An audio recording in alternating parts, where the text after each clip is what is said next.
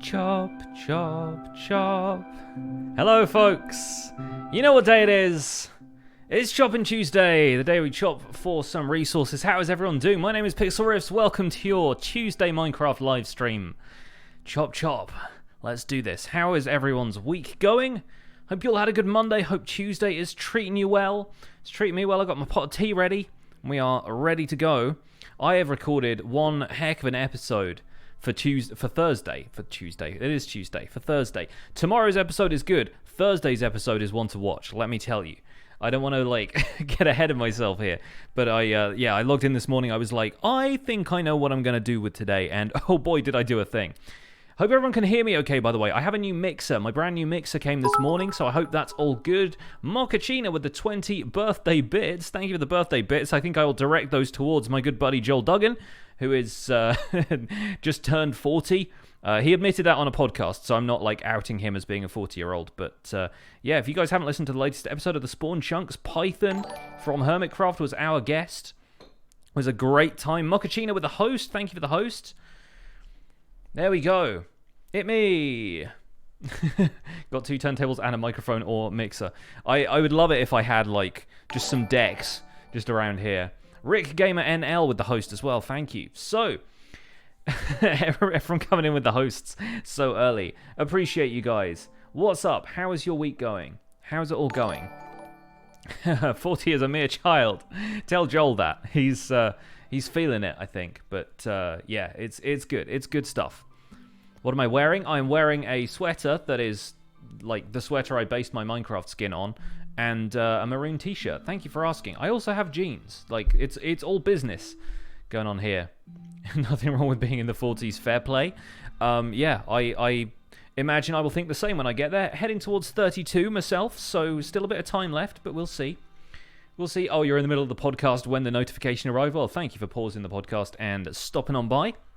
50s are good too. All the ages are good. I think we can agree that all the ages are good. Whatever age you are in the chat, welcome. Welcome along. All right, let's get into it, shall we? Let's play some of this video game that we all like. Ah, good stuff. Listen to the podcast while playing Minecraft, specifically mining, and found 18 diamond ore. Very good. Very good. We are your lucky charm now. I'm very happy to be that way. Here we go. Thought I was 24. Not so much. Not so much. Heading towards 32 these days. So yeah, I went and did some stuff for. There's a reason I have a golden apple in my inventory right now. I went and did some dangerous things. I need to go and get the rest of my gear out of the backup gear shulker box, because if we're going to be chopping, we need the right tools, don't we? Hey there, what's up? Happy Choppin Tuesday to you as well, Musician Prime. Good to see you. Alright, good boots. We got the good boots on. We need the mushroom chopper. We need smooth operator. We need the fortune pickaxe that I've been using. We can put that one away. So that's that. We need the better sword, which I still don't have a name for. Should we bring the crossbow? I'm not that bothered about the crossbow, to be honest. Yeah, that might have some sort of bearing on what happens in Thursday's episode. I keep saying Tuesday. God, Tuesday's on the brain today, folks. Choppin Tuesday. Fair, your subscription ran out. Sorry to hear that. No worries, though. You are still welcome here nonetheless. My day is going very well. Thank you for asking. Bine Power. I assume that's how you say your name. Or Bin E-Power for 2 months of Twitch Prime. Thank you so much for the resub. Can we see some resub hype in the chat, please? Can't believe it's Choppin Tuesday already. I know. We have a full week of 1.14 under our belts at this stage. It's exciting.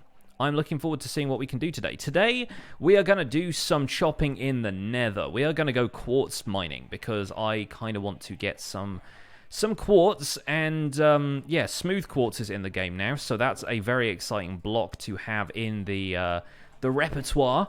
I also want to go chopping some endstone, because I was looking into making some of the new 1.14 blocks. We've got smooth stone and quartz and sandstone. We got some smooth we got some endstone brick walls and slabs and stairs and everything. So I think those are going to be crucial to the future of this of this here world, and I'm kind of thinking we should probably go and grab some of those. 100 bits from JM Viper with the bonus 10. Thank you very much for stopping by the stream, buddy. Good to see you. Hope you had a good stream the other day. It was great to raid you and find out about you and what you do. You found a multi-shot bow from the Pillagers. Very nice. Very nice. I imagine the Pillager wielding that might have been a little bit difficult to deal with, but you made it. Congratulations. Let's put the wood bowls up in there. So yeah, I had to go at crafting all of the suspicious stew, hence the nether star. So I'll give you a bit of a spoiler for that episode. I fought the wither. I got it to kill a bunch of mobs. We got ourselves some wither roses. No big deal. It was a big deal. It was very, very like nerve-wracking experience, but we made it. I'm going to repurpose this white shulker box here so that we can go and grab some quartz with that, because it's always nice to have somewhere to put the quartz when we're gathering this much of it, and so hopefully it can remain safe in the event that we meet an untimely end at the hands of an horrible nether mob of some description. Glad to make one of the streams. Hey, not bad, not bad. It's a bit weird as well, because the time zones, like, the US is either, like, Pacific time, they're just about waking up at this stage if they are early risers, or folks on the East Coast are usually up and about by now, but some of them have gone to work. So, yeah, it's always a bit of a weird time to be streaming, but I'm glad that people can make it from the US and all over the world, actually. We have such a diverse stream chat. It's always really nice to see. 9 a.m. Central. There you go. There you go. You prefer most of the new textures, especially things like gravel, granite, or andesite. Granite looks so good now. Like, I'm so happy with the way granite looks. I would actually consider building with it. Which was rare originally. What do we have in the way of... We don't have any fire resist potions. Did I put those down in the potions lab? Let's go check out the potions lab real fast. And then we will get into it. 7 a.m. there in Washington State. You live in England, but you're ill today. Does that affect the time? Sorry to hear you're ill. Hope you feel better soon. Seen every one of the survival guide things. I should do an open server so fans can join in. Yeah, the problem with that is that I have a lot of people watching me now. So, yeah, fan servers can get very hectic, very expensive to host if you want everybody to be able to play. I don't know how people like Iskall and Rendog have public open servers. They also have a really great, like, team of moderators, which probably helps a lot because, yeah, like, making sure that everybody stays in line and nobody is having a bad experience on those servers must be a bit of a task. Did I not put string above one of these bamboos in particular? I feel like that one has grown higher than I expected it to. Anyway, we're not going to worry about that right now. Let's visit the potions lab. Ooh, I haven't been back down here since the textures have updated. It's interesting to see prismarine now. I almost like the old prismarine a little bit more, but the color changing thing hasn't quite taken effect on that one yet. Here we go. Didn't expect me to be so old. Yeah, I'm old. I'm an old man. 3 minutes of fire resistance. We need to boost that. Oh, we got some 8-minute ones there, though. That's good. That's good. I did a whole bunch of these potions for the potion brewing episode, and yeah, a whole bunch of them are weird durations as a result. So, yeah. Okay, a couple of awkward potions there, but we'll take 2 fire resists. I don't think we will need them. I've got Elytra to get myself out of sticky situations, but yeah, I want to make sure we can get a decent amount of quartz today. The prismarine looks like reptile skin. It does. It does a little bit. It does a little bit. Oldness is relative. It is. I think stone kind of looks like wool and sand looks like sandstone. Sand does look like sandstone. From the top down especially, it has a smoother look to it now. But you kind of feel like that's how deserts should be in a way. It's an interesting challenge to make things look sort of like a mirror of real life, but also like a video game. So they've clearly done a lot of... The amount of iterations that some of the textures went through as well, they've done a lot of work making sure that it looks to their satisfaction. And some stuff is still going to change as well. A few of the textures still have not been changed completely, apparently, according to the artist. So we will see. We'll see how things look in a few months' time, perhaps. New prismarine brick texture is better too. I'm on the fence about dark prismarine myself. I think dark prismarine is both good and bad. It seems more like 3D. It pops out a little bit more, but I kind of like the more muted, slightly darker version of it. So here we are, in the nether, ready to get some quartz, and I haven't reset any of the nether. Boyce! with the 200 bits. Recognize you from JM Viper's stream. Welcome along. Glad you could make it. Thank you so much for the 200 bits and the bonus 20, of course. Anybody who doesn't know, you can cheer with Bleed Purple cheer motes and get yourselves 20 bonus bits, or like a 10% increase or something. I forget how it works now, but yeah, like 10% extra bits get given to the streamer at no extra cost to you. So anybody who's cheering today, keep that in mind. Twitch celebrating the community. I am that one person who makes HC recaps. Yes, I am known for my work on the Hermitcraft recap, although these days my channel is kind of getting close to the notoriety that the Hermitcraft recap has, which is pretty cool. So welcome along if you know me from there. My name is Pixel Riffs, and here on my stream and on my YouTube channel, I have a world called the Minecraft Survival Guide, where I make Minecraft tutorials, and I do everything in survival pretty much. I can occasionally go into stuff like commands and a few more sort of interesting elements of the survival game, but the idea is to show people how to do stuff in survival. You notice a lot of tutorials that get made on YouTube use creative mode a lot of the time because it's faster and easier and that kind of thing, but it's pretty easy to make something when you're flying around it all of the time. What I like to do is show people that that stuff can be accomplished in survival. You can, for example, make a 179 block wide circle in survival. It takes a long time. That took us maybe 4 hours on a previous stream, but it can be done. And that's what I like to do here. Mochaccino with the 100 bits, almost making me fall in lava then. Good work. But thank you so much for the bits. The Swift Rage. Now these are probably a lost cause, I think, unless we maybe play it a little smart here, grab a bit more of the netherrack from the surrounding environment, and chop some quartz. There we go. Today is Choppin Tuesday is called the chickening today because we are probably going to go and take care of some of the stray chickens that have made their way into the area around my farmhouse. Get out of here, you! Didn't even spot me. What are we doing today? We are harvesting some quartz to start with, though, because I don't know. I felt like going into the Nether first thing. I felt like taking down some quartz. It's the smooth quartz that's got me excited. Like, I smelted up quartz blocks, and we got the smooth stuff, and I'm like, that's gonna look fantastic against, like, in wall panels and stuff. It's gonna not have that tiled quartz texture. I basically want all my quartz to look like that from now on, so I'm about to get a whole bunch of it. And it's nice to just do a little bit of casual mining at the start here so that I can warm up and talk to chat. Cricket MC is here. What's up? How are you? Hope I take care of the stray chickens. We mean like the RSPCA does, not like Peter does. Okay. I mean, maybe. I think I mean more like I do with the sword and the chopping. It's chopping Tuesday, Fry. Chopping. The chopping is implied. Let me chop. And I think we'll try and get some of the quartz up here in the ceiling as well, although in before ghast fireballs.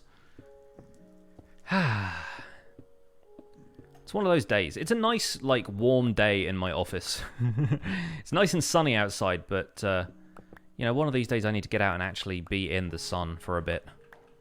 Fridays, though, those are my days off. Those are the days I like to spend a little bit of time outside. I should have brought some scaffolding with me for getting to some of this stuff. That's an oversight. We'll have to go back and get some scaffolding. And test out how good that is for quartz mining from the roof of the Nether. Bruins with the 100 bits. Thank you so much for the 100 seems good. So remember those bleed purple cheer motes will get you bonus bits for the streamer. But no worries, I appreciate the bits nonetheless. Any bits are good bits. Am I a full-time YouTuber? I kind of am making full-time YouTube content. It doesn't mean that's the only thing I do. Bukta with the host. Thank you so much for the host. Will I one day do a day in the life of Pixel Riffs? I mean, if my day becomes more exciting than it currently is, yeah. I mean, my day is get up, have tea, maybe watch a video while I have breakfast. Feb, thank you for the host. And then make videos, and then occasionally do stream, and that's kind of it. I mean, I make videos, I edit videos. I do bits and pieces of my other work, which is also making and editing videos. So It's a little bit more mundane than you might expect.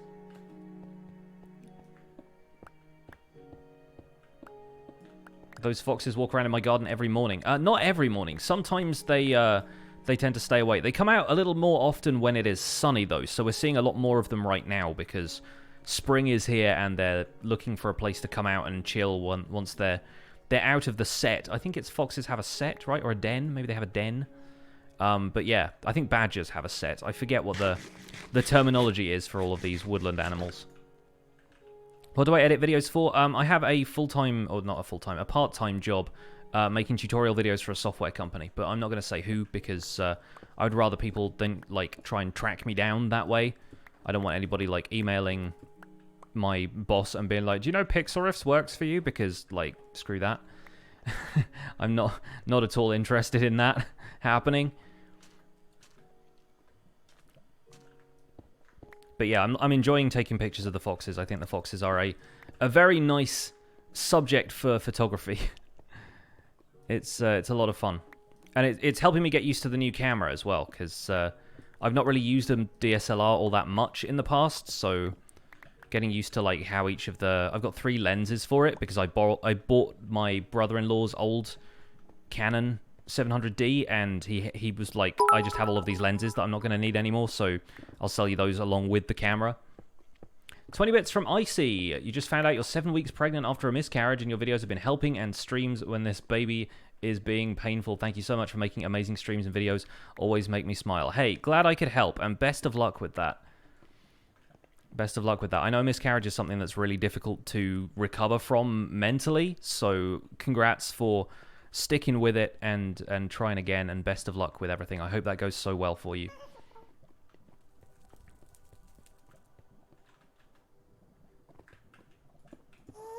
Alright, I think we can... I'm keeping an eye out for the ghast. I hear the ghast, but I think we should be okay. Can use scaffolding blocks? Yeah, I know. I just mentioned that I probably should have brought some scaffolding blocks with me. What am I preparing the quartz for? Just to have some quartz. I really don't have all that much of it right now, and I've turned most of it into redstone components.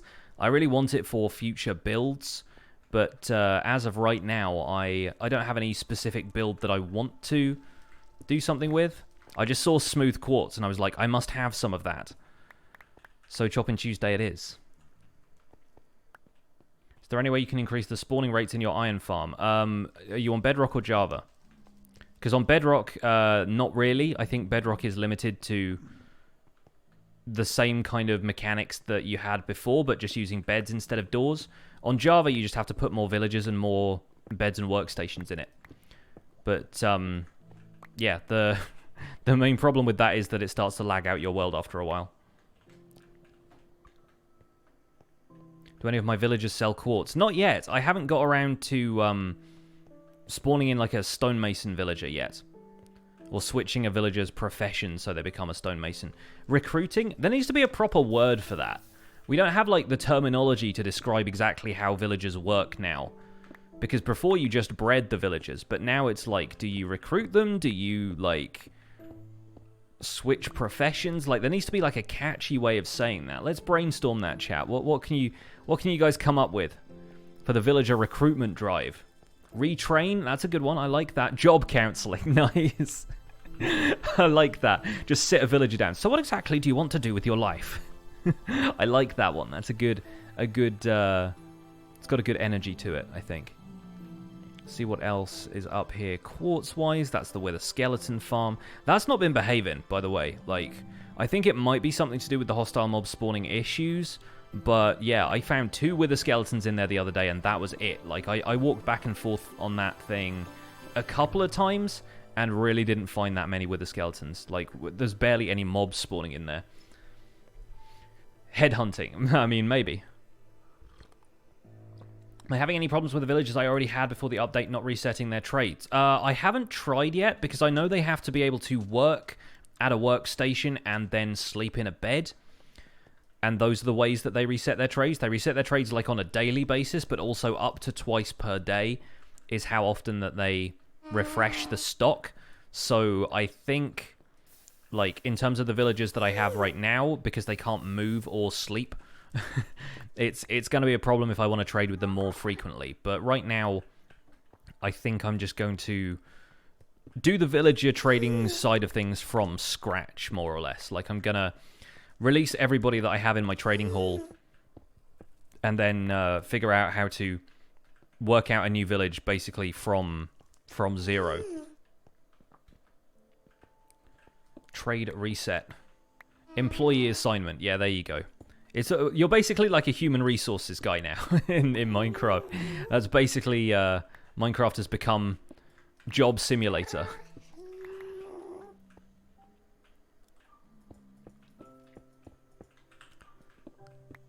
Yeah, I'm seeing how scaffolding could be useful for getting stuff like that. That's going to be super nice to go quartz mining with. How are we doing for quartz, by the way? Okay, almost 4 stacks, is that? Yeah, just about 4 stacks. Nice. Not bad for 20 minutes work. Hey, Elkhorn, what's up? Welcome along. Trading hall villagers might be a good base for starting another villager breeder. Yeah, I have a few villagers who are still left in the old breeder. They just need more encouragement. Put it that way. Like, they have willingness to breed right now, but they... Oh, here we go, the Hoopla with a Twitch Prime sub. Thank you so much for the Twitch Prime sub. Enjoy your emotes. Welcome to the Pixels. You are 1 in a million. And I appreciate the support. Thank you so much. See some sub hype in the chat, please. But yeah, you can see particles coming off of the villagers in that breeder right now, which means they are willing to breed, but they just don't have the... they don't have beds around them, so there are no beds to be assigned to the new villagers when they are born, so there is no kids being born yet. Basically, they have to have a bed to sleep in straight away, otherwise they just don't get born. It's a fun new mechanic, I suppose. And it makes sense. I mean, you got to have enough beds in your village for the villagers to be able to sleep. If that's the life cycle they have now. Having a trading hall in your base doesn't work as well anymore because one of the villagers will invariably claim your bed. Yeah, it's true. I think while obviously the new villager system has its upsides, I think that is one of the definite downsides. Is you're kind of not really forced to, but it is the ideal situation. Like, it is optimal to make a village somewhere else or use an existing village and modify it to your designs. Would each villager need its own bed, or would they share one? Just interested if they might take turns. I think during the night, they each try and get to what they consider to be their own bed. And I think in terms of pre-generated villages, sometimes there are more villagers than there are houses with beds. So occasionally you get them trying to double up. But I don't think they will be able to refresh their trades and stuff until they have actually spent a turn sleeping in a bed. So it's recommended that you put a few more beds in the town if you want the trading setup to be kind of optimal.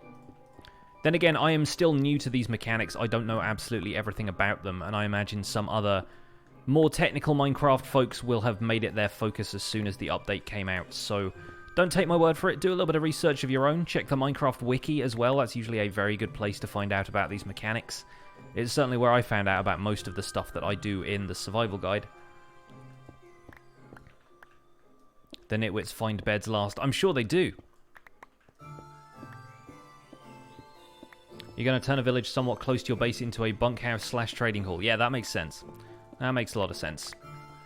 I also don't know how, like, what terrain around the bed might prevent a villager from getting into a bed.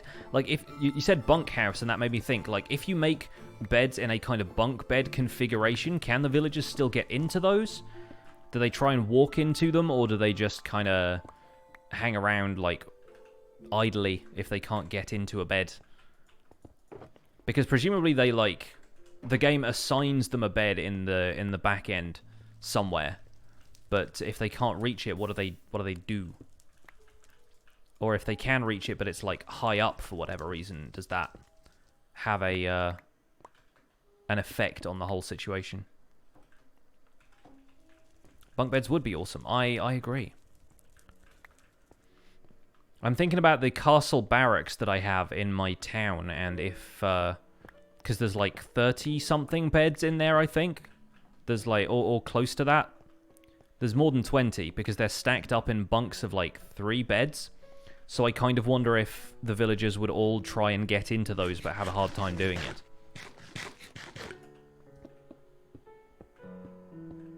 Did I see the new Minecraft series by Wattles? I did, yeah. I retweeted his episode 1. It's very cool to see more folks doing tutorial series, especially now 1.14 is out, because the more tutorials out there, the more people investigating the new mechanics, the more information out there, the better, in my opinion. And I believe Frilioth and Avomance have just started their own kind of collaborative but separate kind of guide series called the Minecraft Survival Manual, I think. I think that's what they called it. So go check those guys out as well. Avomance and Frilioth. They're 2 YouTubers who have both been around for a while. Frilioth is the guy who's basically wrote the book on villager mechanics lately, and I know Avomance has a very popular iron farm design. I'm pretty sure they both play on a server called AlphaCraft, but they're also very good sort of single-player Minecraft players as well. And yeah, go check out their series by all means, because the more tutorials out there, the better. The more information about there, the better. And you can have something to cross-reference if you watch my videos. You can make sure that I'm getting it right by watching some of the stuff they do. So cool that Minecraft is becoming more alive these days. I agree. And it's funny because people want to like assume that I'm going to be against anybody making another tutorial series because like they're, I don't know, stealing my thunder or like trespassing on my property or whatever. Like, I did not invent the Minecraft tutorial series, so like just because I've been getting quite popular for this series lately does not mean I'm opposed to anybody else starting their own series.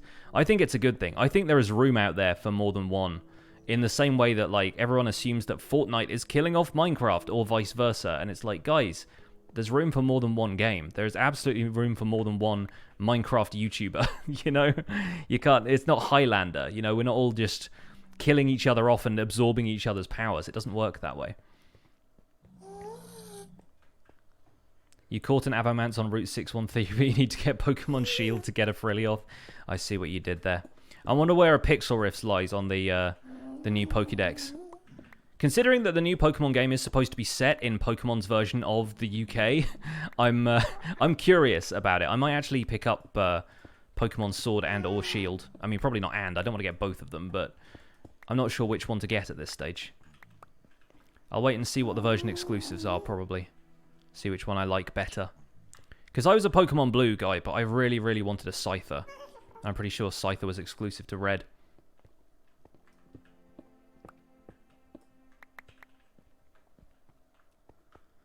You did inadvertently create a mason in your world. You can trade him stone for emeralds and then emeralds for quartz blocks. Yeah, we were talking about that with Python. Python was saying, like, if you trade smooth stone to a stonemason, he'll give you emeralds. I'm like, I need all of the smooth stone I can get. Have you seen how big my castle is?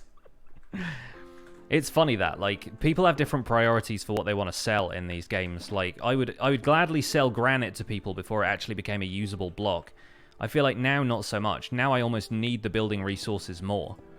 But then, obviously, stuff like rotten flesh, I'll gladly trade that away. Crops and stuff, the same. Like, once I've got one particular type of food I'm farming, I'm good to sell basically anything else I might eat. So that's cool by me. But yeah, building stuff, resources. Depends how much of it you've got, I suppose. If you're producing more stone than you can ever use, then sure, sell the excess for definite. But yeah, I'm not about that life. I know how much stone is required to make some of this stuff now. The Hoopla with a $5 saying, hey, first time catching the stream. I'm trying to base one of my builds off of your storage building because I love your style, but can't find any videos on YouTube showing the outside properly. Would love if you could help me out. I will take a look at that, yeah, once I'm back in the overworld. I will grab a little bit more quartz here, but then, yeah, I will happily show you around the build.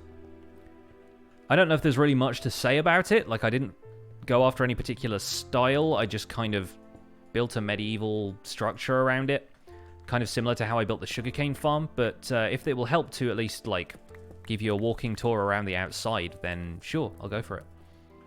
Is there any special reason I'm using Silk Touch? Because mining the quartz with Fortune would just fill up my inventory faster, and I kind of want to grab as much of this as I can, and then Fortune it in the overworld where I'm a little bit safer. Yeah, I'm definitely going to do more modern builds in future, Jay Harris. I plan on making whatever my next project is after Founders Forge to be like a modern city. That's the idea. So it's going to be more of like a metropolitan, almost New York-style city build, if I can. Either that or we'll do something a bit more suburban-looking. But yeah, definitely something more contemporary in future, I think. Then again, there are so many different ways to do a Minecraft base.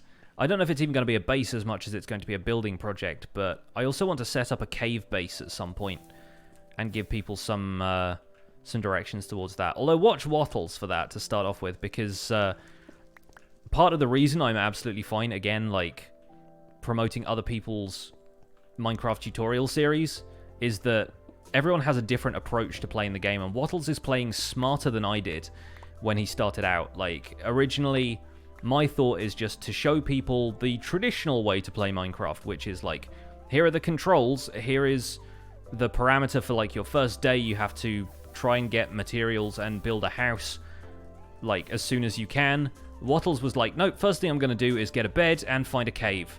And that is literally all you need to do, because then the base basically builds itself. You just dig into the mountainside, and you've got a bed so you can skip the night, and you're fine. I wanted to introduce players to the concept that the night is something that you need to be cautious about, before I was like, okay, now we can just skip it with beds. But if you're looking for how people play Minecraft typically, then Wattles' series is actually very good at that. It's like, you just dig into a mountainside, you find a nice cave to make a base in, you go looking for coal and iron on your first day, you find diamonds on the second, and then that's it, you're off to the races.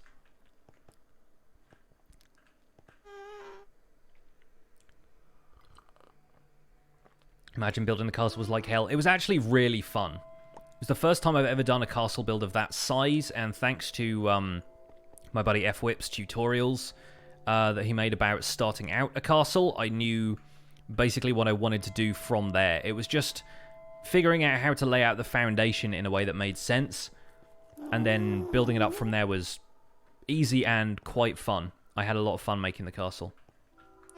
Brimstone Castle is what it's called now. I feel like I don't say the name on camera enough because it was chosen by the audience, and I feel like I should try and honour that as best I can. We got 3 ghast tears from that one ghast as well. So that basically confirms what we were trying to prove on Sunday stream, that looting still works on ghasts if you like flip between your bow and your looting sword. Seems like every YouTuber likes to build rustic and medieval and fantasy builds, but not enough futuristic and modern. I'll tell you why that is, because wood and cobblestone are really easy to acquire. Whereas, like, modern and stuff like that, I mean, futuristic and modern especially, requires a lot of very grindy work to get the resources. You're talking stuff like concrete and glass, which basically requires you to mine out an entire desert, and it's not very easy to make, like, daily videos or something like that in the way that I do, if you have to spend the majority of your time mining sand. I'm not the kind of YouTuber who can just tell stories while they're grinding for stuff. I prefer to make my content about playing the game and discussing what I'm doing, and if I'm just doing the same thing over and over again, I've got to get more sand, I've got to get more gravel, I've got to make more concrete, it becomes very repetitive and it's not good video. And concrete is great as a building material, and it's now the foundation basically of any modern or futuristic build, but gosh, it's a grindy process to make a lot of it. I got the enchanted golden apple on a previous live stream. We actually went raiding desert temples and blowing them up as we went, and I found a golden apple in one of them out in a desert to the southeast, I think. It was probably the 20th desert temple I've raided in this world.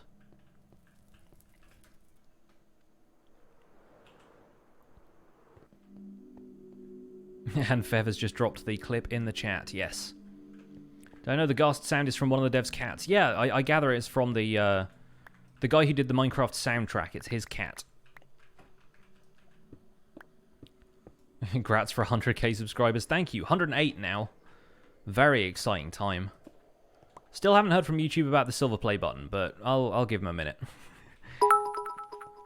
100 bits from Skull Daisy with the bonus 10. Thank you so much for using the bleed purple cheer motes. And you were there for the golden apple. You were. It was a historic moment. And I still haven't eaten it, but I have eaten basically everything else required for that advancement. So one of these days we're going to do one of those advancement cleanup episodes where we go and do a whole bunch of advancement gathering. And we are going to complete a balanced diet and get ourselves that one because, oh boy, that's a challenge. I've also been doing a bit of testing. Bruins with another 100 bits. Thank you for the 100 bits. Yeah, I've been doing a little bit of testing in creative worlds, and it seems like creating the golden apple banner pattern does consume the golden apple. So I'm probably not going to use my enchanted golden apple for that. I'm going to have to find another one, because let's face it, I don't need the golden apple banner pattern for any of the banners I've designed lately. Any news on partnership yet? Nope. My second application is in, but have not heard anything as of yet.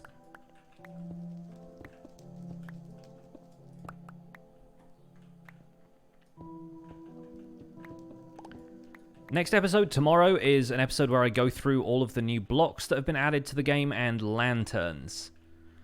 So builders beware, or rejoice, I guess. Probably not beware. Beware! There are new things you can build with. Thought the second application also glitched. See, I've heard from people who have recently applied for Twitch Partner and saw that same error, but still received their partnership review and actually got Twitch Partner.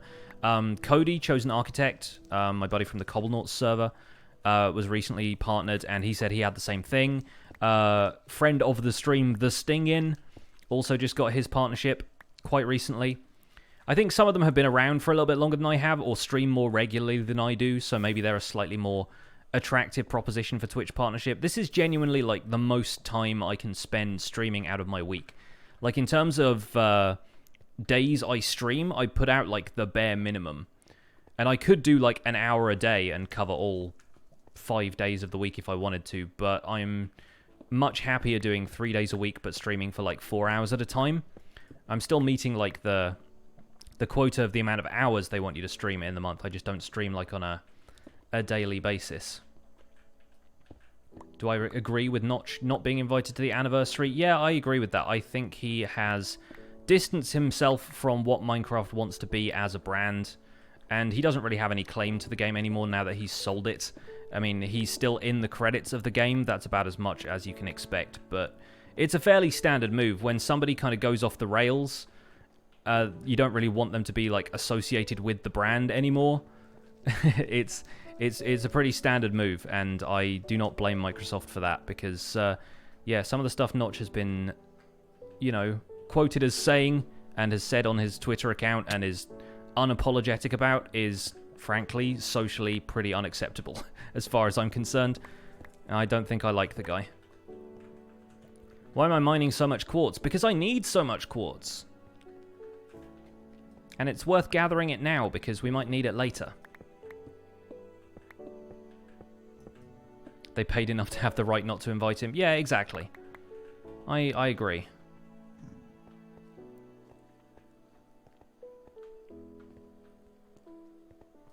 I feel bad for anybody who gets into Minecraft and then looks up, you know, who the creator is because they assume he must be this real awesome guy, and then it turns out he is like a reclusive guy with some pretty awful views.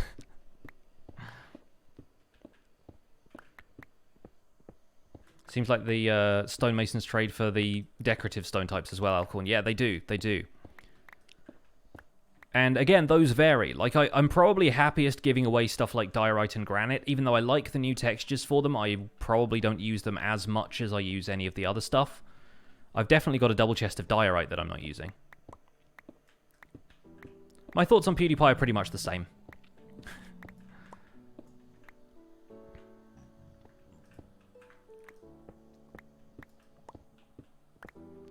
Like, I feel like he is a victim of the brand he has built for himself. And personally, I wouldn't want anything to do with him. They should at least mention him, though. I mean, they do. He's in the credits. That's kind of the point. Like, I'm sure everybody acknowledges the fact that, yes, he made this game, but at this point he clearly doesn't want anything else to do with it, and that's fine. Like, that's the approach they're taking.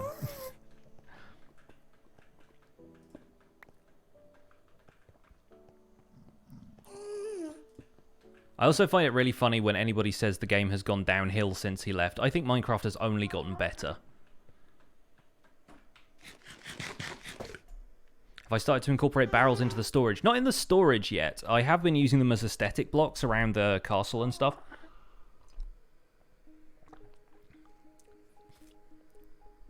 Now, do I know where in the nether I am? Yeah, no, I know where I am. In fact, we've got a decent amount of quartz for now. I think we can probably take this back. Let's get out of here. Oop, this way. And somewhere around here.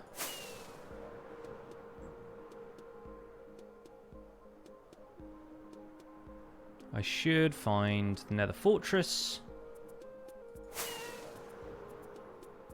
This isn't my Nether Fortress, though, so maybe I am going the wrong way.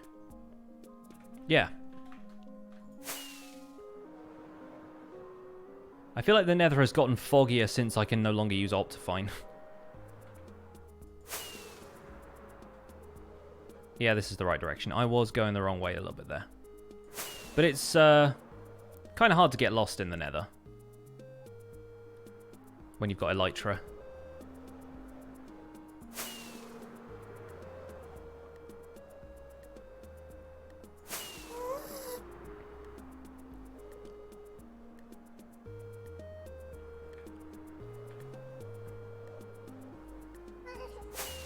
Swoosh. There it is. Nailed it.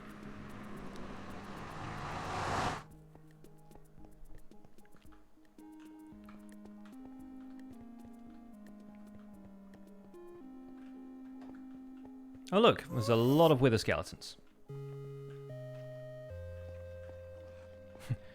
Whenever you're ready, guys. Coming at me sideways.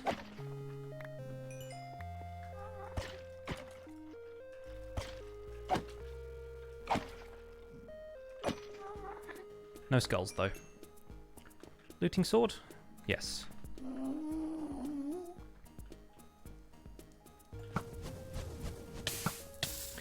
I mean, lost is one thing. Like, lost kind of implies that you can't find your way back home with a reasonable amount of common sense. Which I'm pretty good at. Also, there are coordinates in the game, so... Dolores, you're mining for diamonds right now. Good luck. Hope you find some. I think it's nighttime. I think we've come back here at nighttime. Hey, Paranor, the tea is very good. Thank you for asking. Tea is rather good. That reminds me to pour some more of it.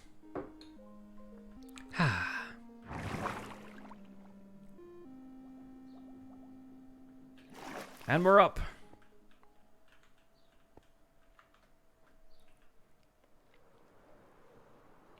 Oh good, stuff is spawning around here. Every now and again when I go through the nether, stuff stops spawning elsewhere.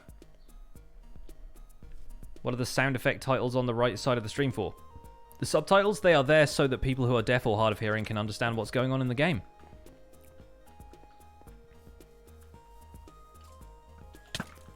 And they are a feature of vanilla Minecraft now, so it's nice and easy to get them in your world if you want them. Just go into the audio options or the accessibility settings and you'll find them there. You'll see Doc M's tweet about villagers being in the passive mob cap now. Yeah, I saw that.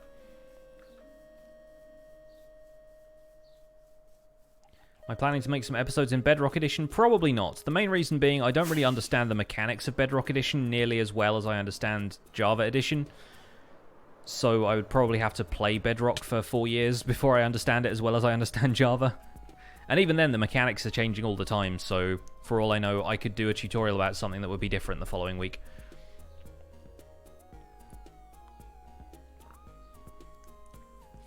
Name tag your animals. Yeah, name tag the villagers. What difficulty do I play in? I play in hard right now. Yeah, it is locked in hard and has been since the episode I made about difficulty, actually. Although it has mysteriously unlocked itself a couple of times, and like I'm not joking around when I say mysteriously, like I genuinely don't know why. I always lock it again as soon as I find out, but for whatever reason sometimes it unlocks itself, and it's really inconsistent. It's not like when I log in with my camera account, which I do occasionally, or it's not like when I've quit the world and then gone back in, or when I've made any other kind of changes. Like, I don't run commands on the world very much, if at all, and yeah, it's really weird. Anyway, somebody, I think it was the Hoopla, wanted to see the outside of my storage building. Here it is. Some people have described it as two owls with penguin hats, and I kind of agree. Like, this is the outside of it. These sections at the bottom here, like everything you're seeing on the screen right now, is basically built to conceal the redstone that's going into all of the storage modules. That's a comparator and some redstone, the usual item filter kind of stuff. And on the outside, if I step back a little bit here, you can see there's a few different panels making up the outside of it, but it's a pretty standard, like, medieval build at this stage. It kind of goes outwards, each level, each floor, just with like some stairs and logs on top of the stairs and everything. And then from the top, it's got a complete roof. See, look, these guys are trying to breed, but they're not actually producing any kids.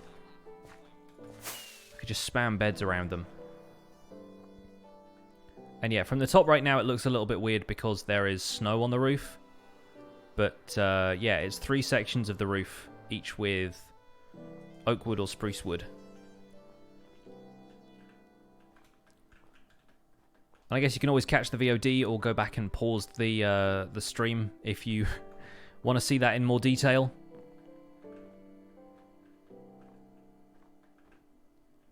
They breed so much. Well, if you spam beds around them, sure, they're going to. All right, let's fortune some quartz. Let's do the thing. Am I going to put a mob cap in this world? There is a mob cap. That's not what a mob cap is. It's not something that... If you're talking about a mob switch, probably not, because from what I understand, mob switches are going to change. Or are they not changing because now the spawn chunks can process entities? I forget how it works. But, yeah, I don't know what you mean by mob cap otherwise.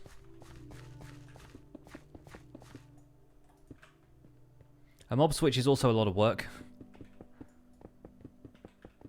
And right now with the optimization in the game, I imagine it would probably be quite laggy as well.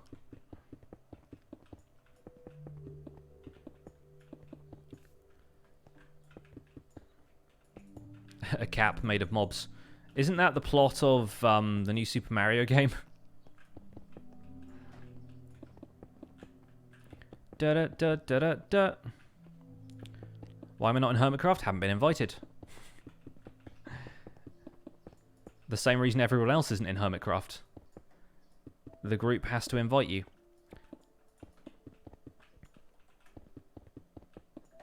And to be honest, if they invited me, I don't know if I would join.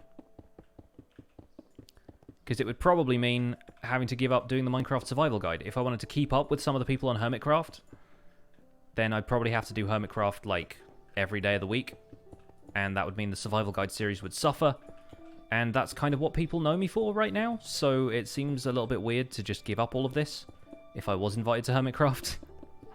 It'd be very difficult balancing between the two. And that's part of what the discussion with Python was about yesterday.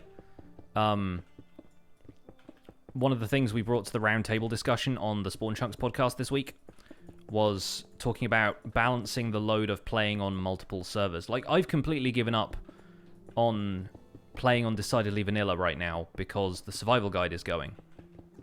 And it's going very well for my channel, but I feel like splitting yourself between 2 vanilla servers is always going to feel like twice the work for the same amount of reward, which doesn't seem like a healthy way to work for me. Exactly. Invent 5 more hours in the day is basically the only way to do it. Whereas the chopping, we're about to be chopping. Right now, think of this as chopping air blocks. We're chopping air blocks by replacing them with quartz. And then we will chop the quartz to replace the air blocks with air again. And then we'll be chopping the space in my inventory by filling it with quartz.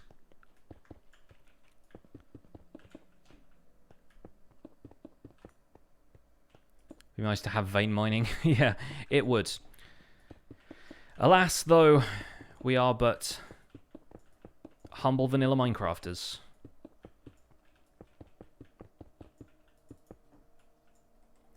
Rendell complained about splitting the time recently too. Yeah, that, not to mention the fact that, you know, a lot of the folks in the Minecraft community and the Minecraft creator community have things like patron servers that they would love to be able to play more on, but there just isn't the time.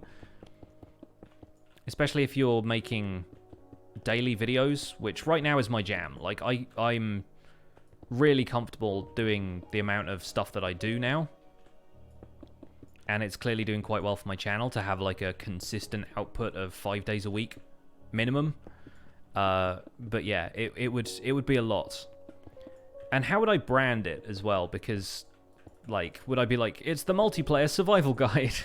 Then everyone would just be like, no, guy, it's Hermitcraft. Just play Hermitcraft. But yeah, I don't really want to speculate too much about that stuff because it's kind of presumptuous to do so.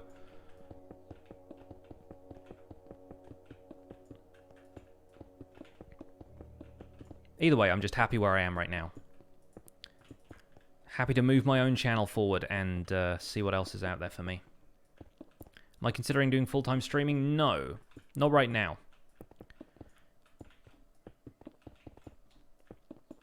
Simply because I spend enough of my time recording and editing YouTube content that full-time streaming is just way too much of a time commitment. And for it to make sense for my YouTube schedule, if I did full-time streaming, it would be at completely random times of the day, and then I couldn't guarantee having a consistent audience, and yeah, I would be just streaming the work in between episodes of Survival Guide. That's kind of what I do now, but I like to group things into stuff like Tuesdays where we do resource gathering, and then like the other days we do some building off camera, or we kind of play around with some of the stuff that I've already done that week, instead of like doing the actual work that goes in behind the videos. Like, for example, today when I was really not getting much quartz from this, are we? It's 2 from that. Okay. Okay, so that is working. I think the way item entities, like, group together now, it kind of looks like I'm not getting much, but I am.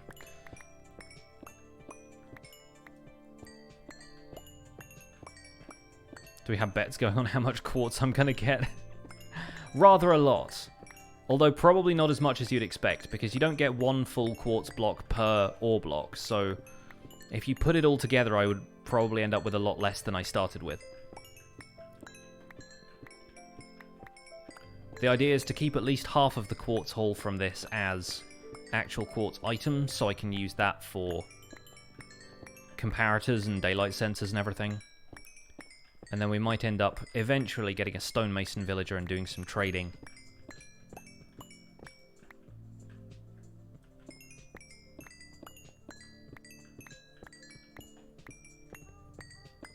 How many stacks do we have to start with? Probably 12? Maybe more? This is basically an XP farm now, yeah. At least I can make sure all of my tools get mended. Sun's going down. That's how long we've been doing this.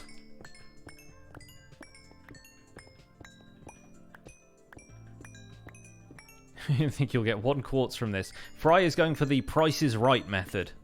$1!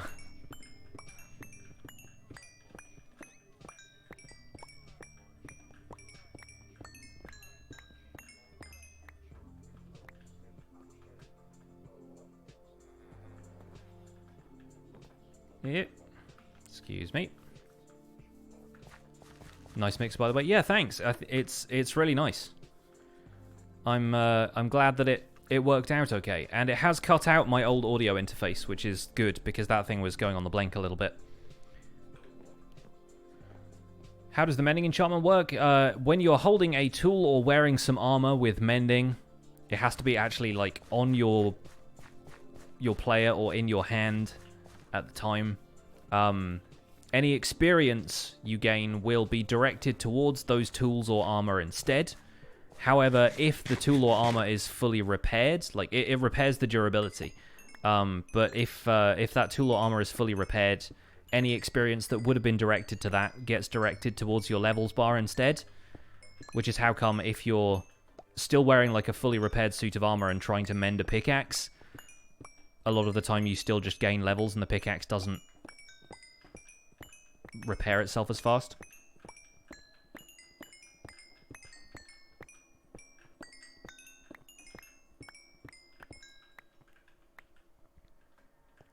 Do I like the new update? Because Iskall didn't like it a lot. I like it. I think it's easy to dislike some of the stuff about the new update when you are on a server with other people. I think as a single-player focused person, it's really not terrible. But on a server, especially with the performance issues it's had, I can imagine it being a bit of a pain for people. Especially with a server as intense as Hermitcraft.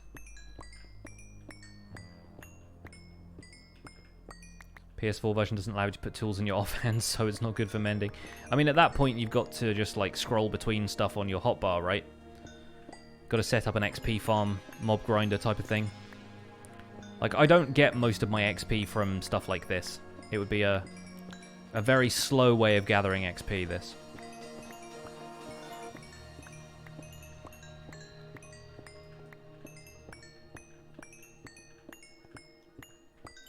Is the chunk loading thing on different platforms? You haven't updated in fear of breaking. I'm pretty sure the chunk loading issues, or the chunk rendering issues that people have had are exclusive to the Java edition, so I wouldn't worry about updating Bedrock stuff like on mobile or whatever. Bedrock will have its own issues. There are other bugs and stuff that have come up, but I don't know exactly what those are. How did I remove regions from my worlds? Slacklord is asking. I have done 2 videos about that so far.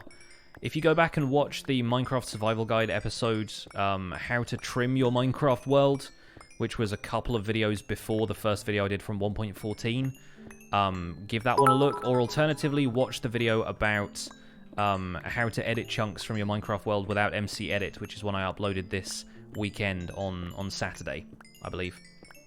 Ceaseless Rose with 110 bits. Thank you for the bonus bits. The quartz grind is real today. We're on a quest for level 100. Oh boy, like, yeah. Going full Python GB at that point. Or Python MC. I'm never quite sure which to call them. I know it's just Python one way or the other, but still not going to update till the bug fix is out. That's fair. I think that's entirely your prerogative, and the main reason I wanted to upload straight away was just so I could get to making tutorials about the new features. But I completely respect anybody who's decided not to update yet. I think that's a very sensible thing to say. Looks like we're getting a full shulker box of quartz. Or near enough. Still got another, yeah, about another third of this left to go down. Hypothetically, what would I do if Azuma invited me to Hermitcraft? Hypothetically, say no. I honestly don't know, and I haven't been bothered to think about it because I don't like hypothetical questions. Like, would you rather scenarios and stuff like that have always just bored me. Like, I'll consider it more seriously if they ever actually invite me, but until then I see no need to really worry about it.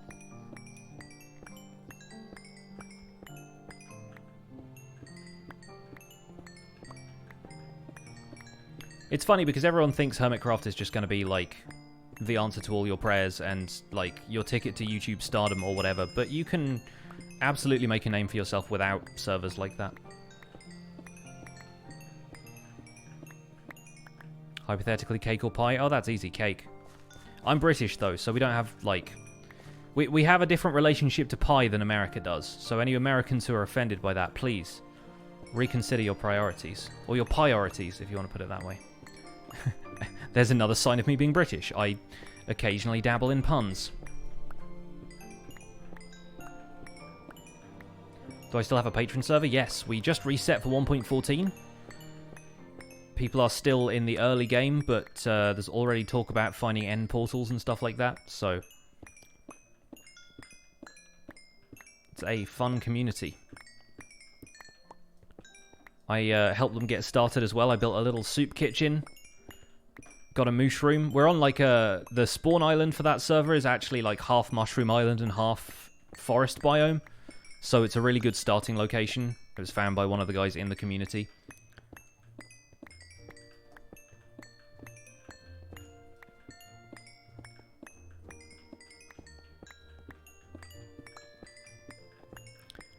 Puns are not exclusively British, but I feel like we've done the most damage with them, put it that way. In amongst all of the other damage we've done.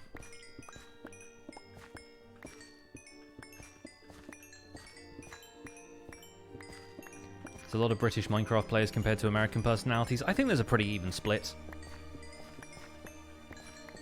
I feel like maybe you've just encountered more British players, but statistically speaking, there are more Americans, so... I mean, American people in general, so in theory that makes a greater number of them potentially Minecraft players. Oh, look at that. We got a full stack, or full shulker box of stacks of quartz. That's good to have. An excellent start. Fev wanted to go and see the Blacksmith's Guild for some reason, so I will head over there now. Level 48 to 57. Not bad.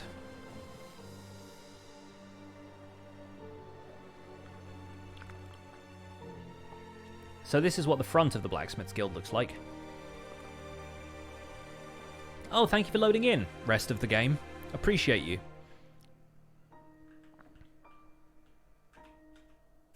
I like the noise, but it's like horrible at the same time. Oh. It's like you've actually been stabbed. Yes, this is Blacksmith's Guild. Welcome to Blacksmith's Guild. We have lanterns. 28.5 stacks. About that, yeah. Question of the day, why not move to the USA? Immigration there is a nightmare.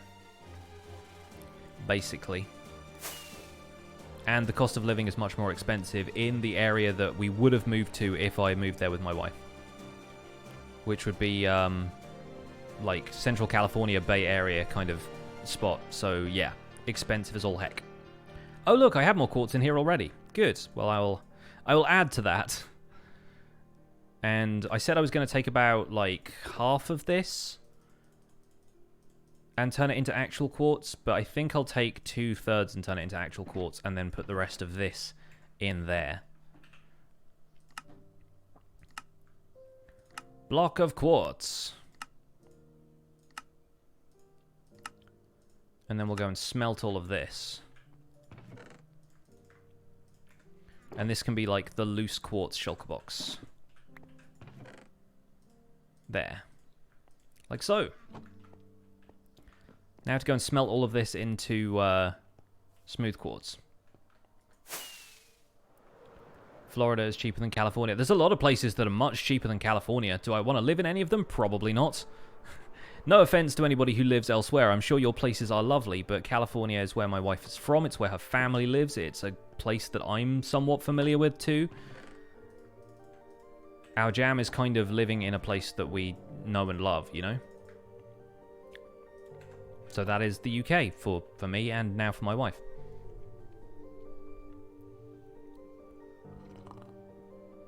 Am I interested in making a survival guide for Hytale when that comes out?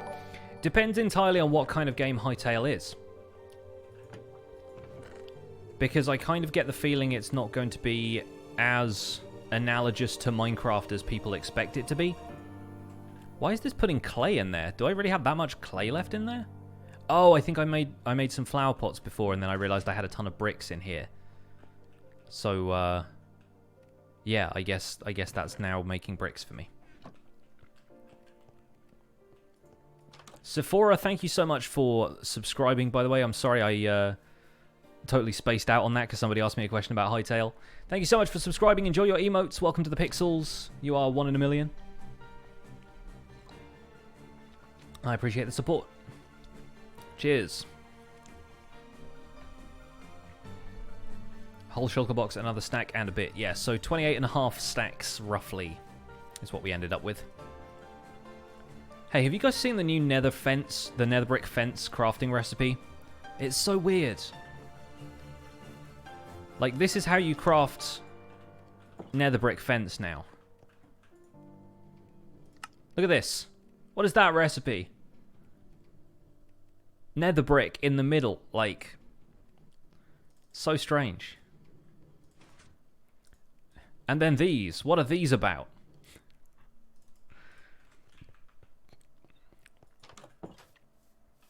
Also, why does nether brick not have fence gates?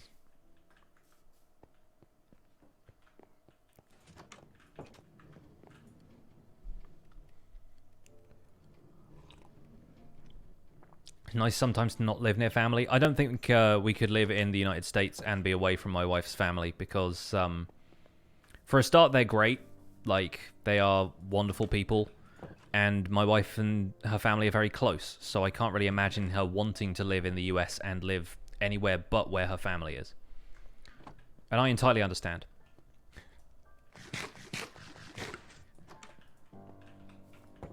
Zarect, I started playing Minecraft over in the Xbox 360 version in April 2014.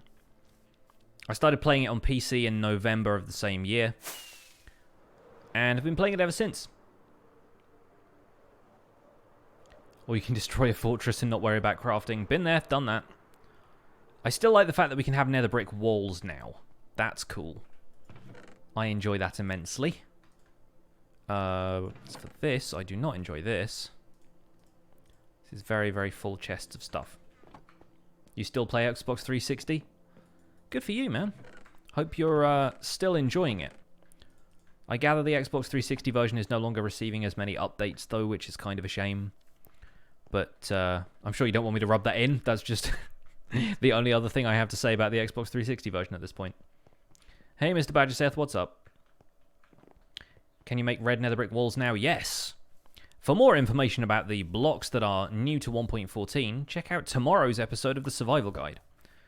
I mean, obviously you can't do that right now, but... Okay, it's happening.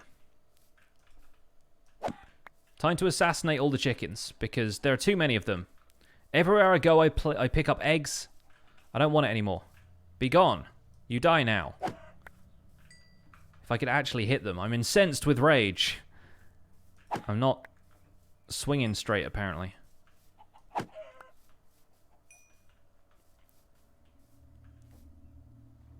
I hear them clucking. That one's got away from me. Where are you? Hiding behind a tree or something. It's alright, I can get behind a tree now. I can duck under here. I will find you, chickens.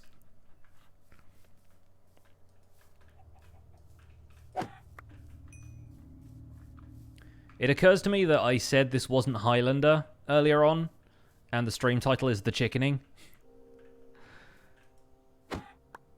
Okay, that was a bit of a laggy one, but sure, we'll take it.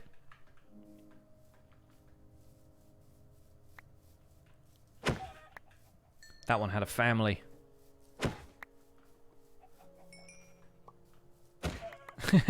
He had just laid an egg. Or she, presumably, had just laid an egg. Don't get that many men laying eggs. They're seahorse chickens. There can be only one, exactly. Only one chicken allowed. Alright, apparently we're destined not to get that one. Until now! Send me your essence. Nice.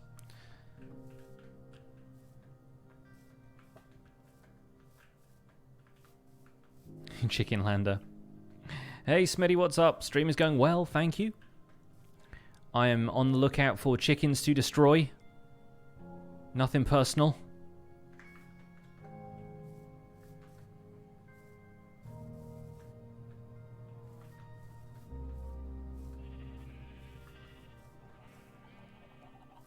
These guys are alright. They're in the pen.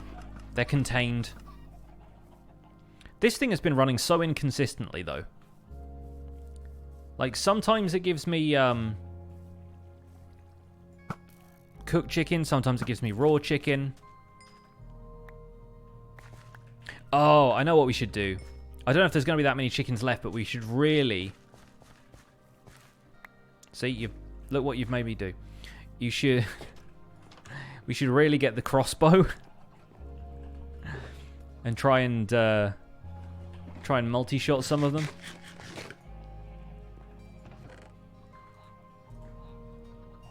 See, we've got 7 eggs already. Look at that. Let's put them in the smoker.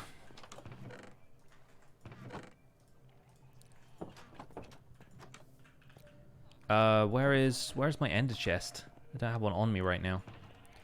To the backup gear. Alright. Now you're talking. Piercing 3. Apparently not the highest level of piercing you can get. Apparently you can get piercing 4. I did not know this. Until people corrected me in the comments of my videos. What made I start with YouTube? It looked like a fun thing to do. My brother-in-law was playing. He was playing on the Decidedly Vanilla server with his buddy, the YouTuber Clandlewood, who is no longer the YouTuber Clandlewood, really. Doesn't play all that much anymore. Got to get better with this thing.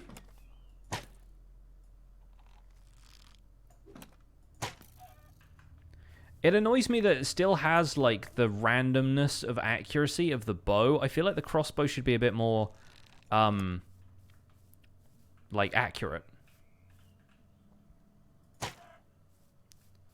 Headshots. Yeah, I just wanted to play Minecraft. And, that's really all it took. It helped that, like, at the time I was playing, even more so now, it's so easy to get started recording stuff. You just need a PC and you can download all of the free software for recording and editing. Like, there's some amazing open source recording software you can get.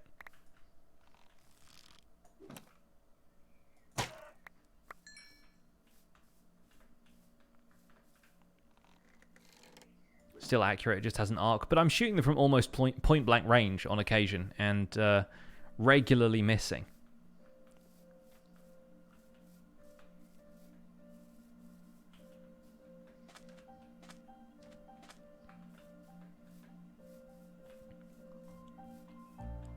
I think we're going a little bit out of my jurisdiction here.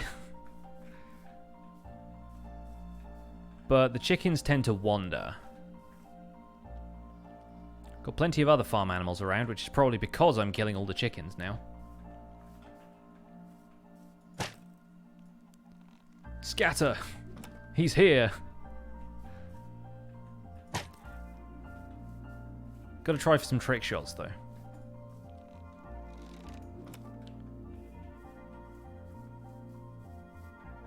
Got to collect the arrows because I forget this thing doesn't have infinity. Okay, you survived thanks to a lag spike.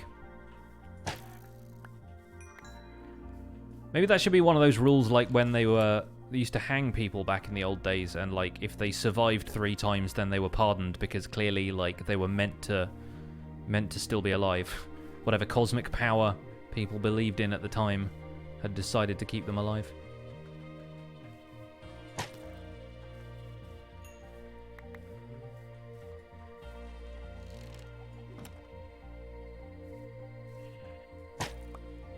Okay, that was just my bad. Just my bad. Shooting in the chicken farm would be a bit of a cheat, otherwise good place for multiple kill shots. Yeah, as far as the advancements are concerned, I'm probably going to wait to get those until actual video times. Like, I try my best to get that stuff on camera for the Survival Guide series. Man, there's a lot of animals up here now. Might have to come back here if we want to get that trick shot. You get the arrows back because they pierce through and thus aren't consumed. It appears so.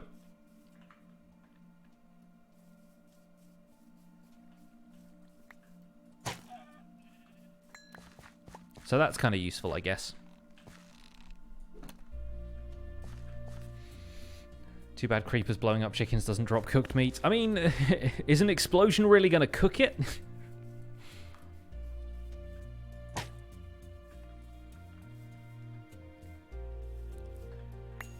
I feel like it's too intense.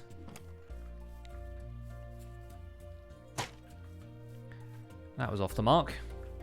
Why are we shooting chickens? Because there's too many of them. A whole bunch of them escaped from my chicken cooker recently, and they've just been wandering around. Everywhere I walk, I end up picking up eggs. I've had enough. I'm going to clean up this town. Especially with this stance. That's the thing I love most about the crossbow, is just the fact that it's got this, like, player pose attached to it.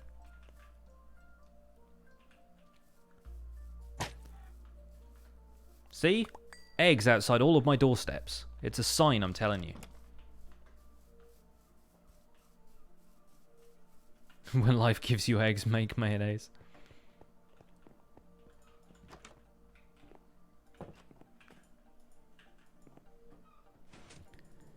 St. Stardew Valley.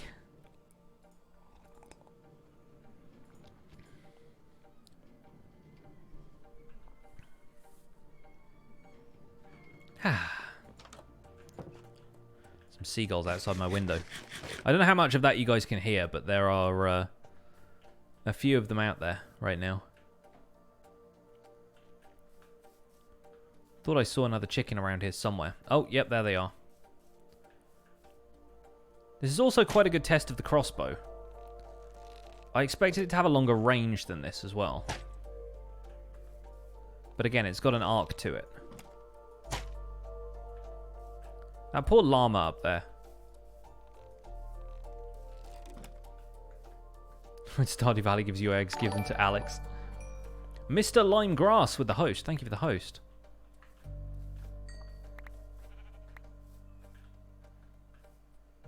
At Easter, you get a hot crossbow and 7 eggs. 47 arrows. I guess I've been picking them up. Less of an issue there.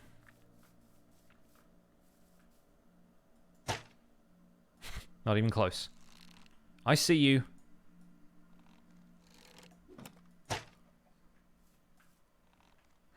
That's right. It happened to your friend, it'll happen to you. Chopping chicken.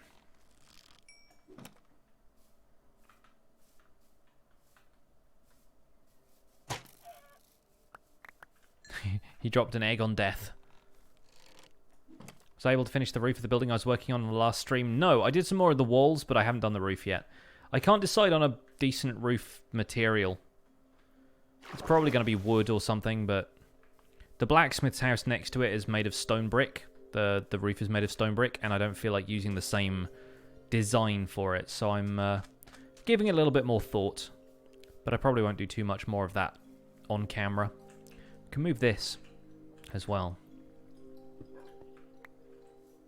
What webcam do I use? You have a C920, but you need a green screen. I don't know what exactly the green screen is. It was bought for me. I'm pretty sure I have a C920 as well.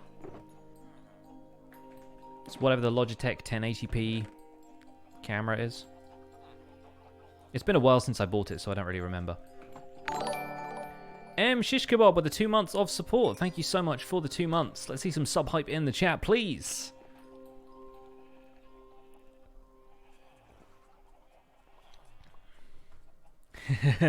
Enjoy your cup of space tea.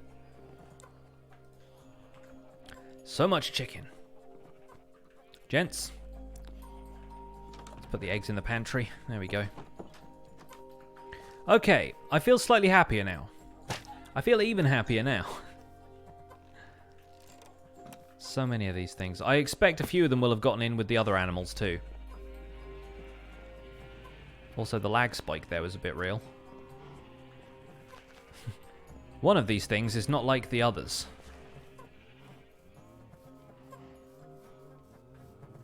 When am I going to update the iron farm? I don't know.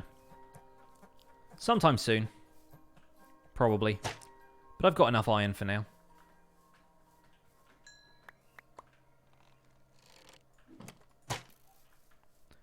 Yep, there are clearly still more chickens to kill. I have a feeling some of these are probably just naturally spawned at this stage, because I've gone around killing so many of them that it might decide to spawn some others elsewhere, but hey, it's something we can chop.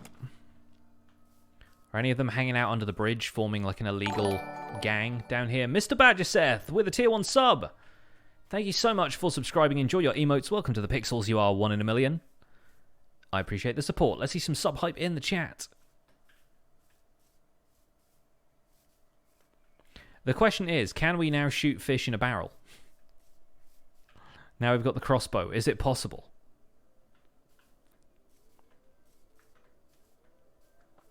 I also had this tendency to throw eggs I picked up. Yeah, I did that for a while. Mostly because I didn't want them in my inventory, but then throwing them on the ground tends to produce more chickens.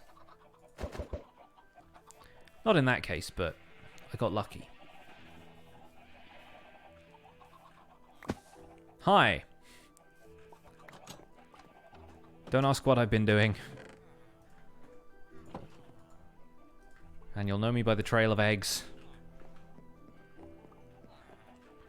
The crossbow work underwater when you dive. I'm pretty sure the crossbow will still work, but the arrows are affected by the same physics as arrows with a bow. So, let's give this a try, seeing as you bring that one up. Let's do a little bit of myth busting of our own here. Yeah, the arrows are still very much slowed down by water. Now the bow, obviously if you draw it back for longer, it has about the same amount of power. The crossbow is an instant shot, but that's the only advantage it gives you. It's still not the most effective weapon underwater. That would be tridents. Didn't realize you could use Google Pay Balance. Finally a use for your Google Opinion rewards. There you go. Who knew your opinion could be so good, so valuable? Alright. Now for an interesting proposition. I think we're going to go chop some endstone. It's not something I do all that often. But we'll take a shulker box with us. And we'll go and demolish a couple of islands in the end. Now, correct me if I'm wrong, chat, but I don't think you can speed mine endstone, right?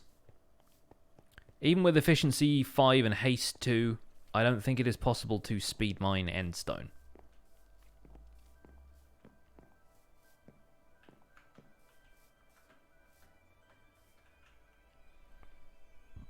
Oh, TNT mining. That's a thought. Let's give that a try. Sounds like something perfectly reasonable to do over the void.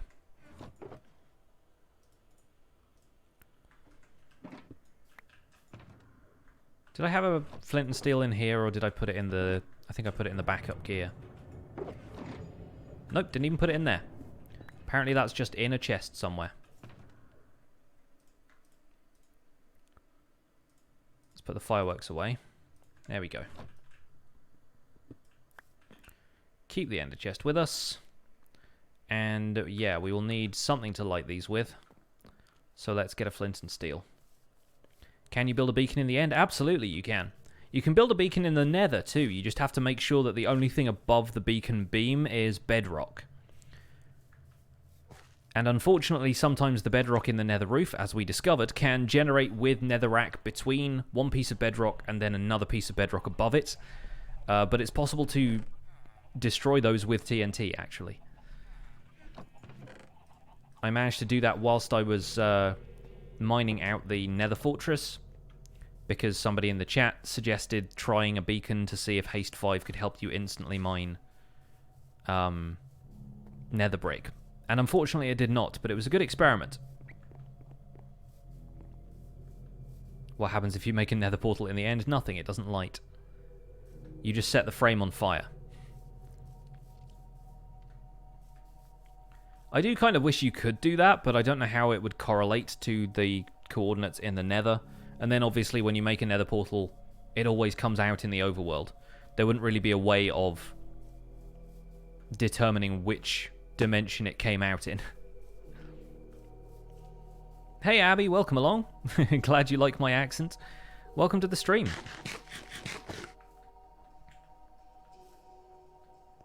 I'd have told you it doesn't work, but the other person said they tested it, so I assumed you'd misremembered. Yeah, I think Tuxedo Cat mentioned that if you have haste 3 or haste 4 or something, then, or like you have an efficiency 7 tool or something along those lines, like it insta-mines then, but those are obviously not achievable in survival. You can give yourself a haste 4 effect using commands if you really want to instantly mine stuff.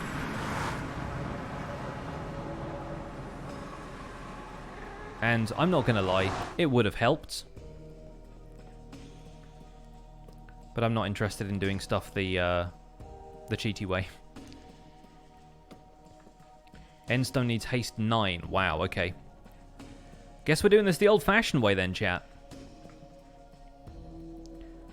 I think having haste 2 still gives you like a marginally quicker time to break, but it's not like a thing that is worth dragging an entire beacon to the end for, in my opinion.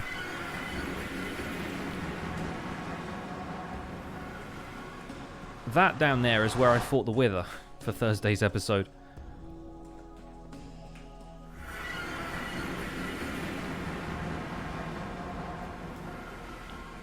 Tune in on Thursday to find out if I survive. And how many of the chickens do.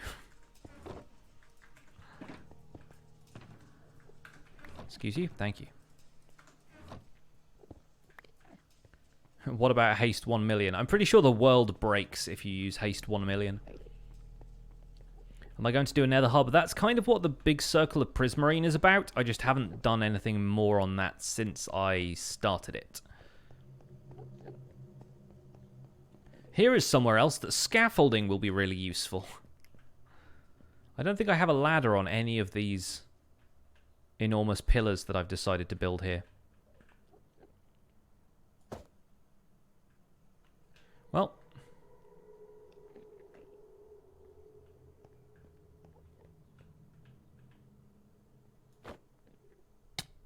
That didn't work, but I'm still further up than I was otherwise, so I call it a win.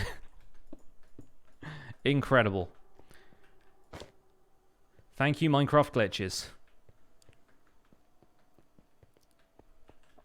By the way, that is the proof you need that you can't ender pearl into the void. If the ender pearl goes into the void, then you're not going to teleport there.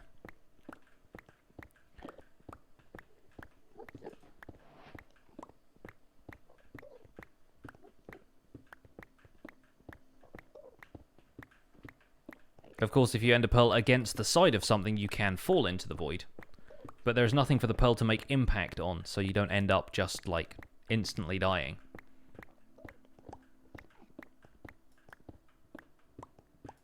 So yeah, let's try TNT. I'm pretty sure Endstone has a pretty high blast resistance, but we should now get 100% of the drops from TNT. So let's see how this goes.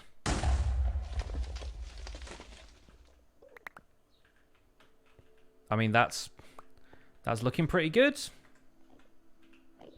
So what is going to be the best way of doing this so that to make sure that we don't lose all that many blocks? I guess it's not so much about how many blocks you lose, it's more about, like, making it the most efficient way of doing things. Time efficiency versus material efficiency, because there's a lot of endstone.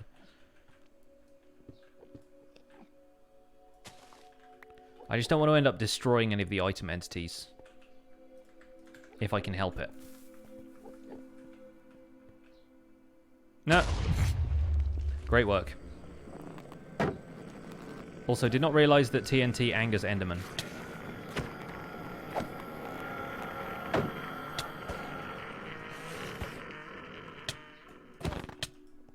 Alright, gonna leave now. Bye!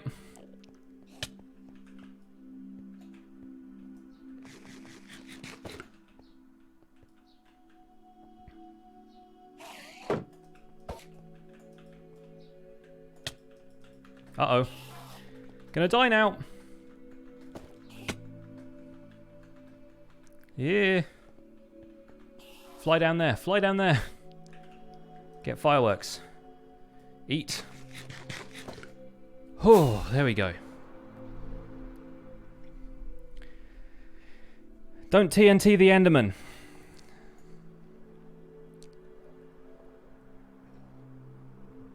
We had it under control, though, chat. We had it under control. Also, haha! So good! I like that new system. It works well. Anyway, that did not set off the TNT next to it, so...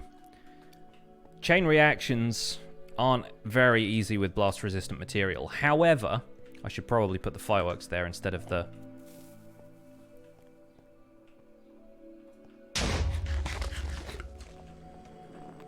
Alright, fella. Calm down.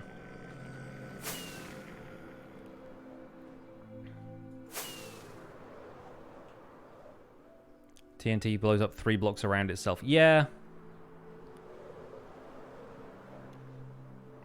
I just want to try and get a few blocks here if we can. Like, that's a reasonable amount of them.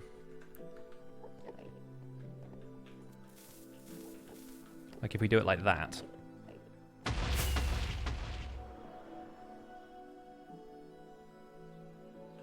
I don't think any of them got mad that time. Nope, I hear them, they did.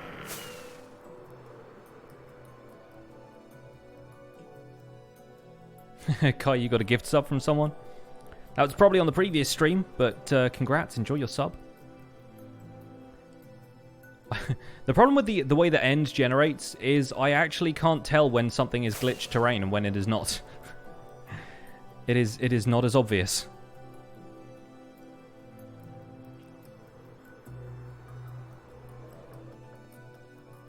So yeah, at that point I think we probably destroyed more blocks out of that. So, yeah, TNT seems like a good method.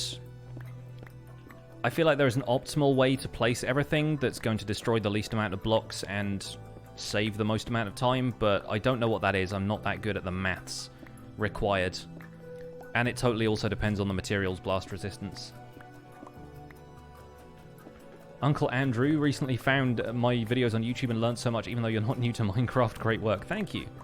That's always the biggest compliment, I think, for me, is when folks who are like still veteran Minecraft players still manage to learn something. And also when people who don't even play Minecraft are like, I still watch your videos because I find it really entertaining. That's always quite flattering too.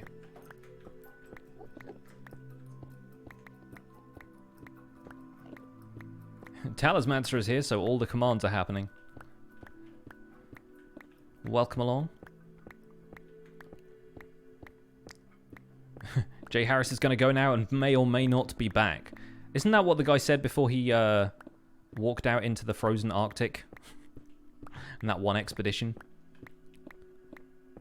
I'm just going to leave the stream for a while. I may be some time. Maidment came to me through Hermitcraft Recap. Hello. Hello to you. Hope you're having a fantastic Tuesday. Welcome to my Twitch stream. Captain Oates. Was it Oates? Was it Scott? I forget which one it was.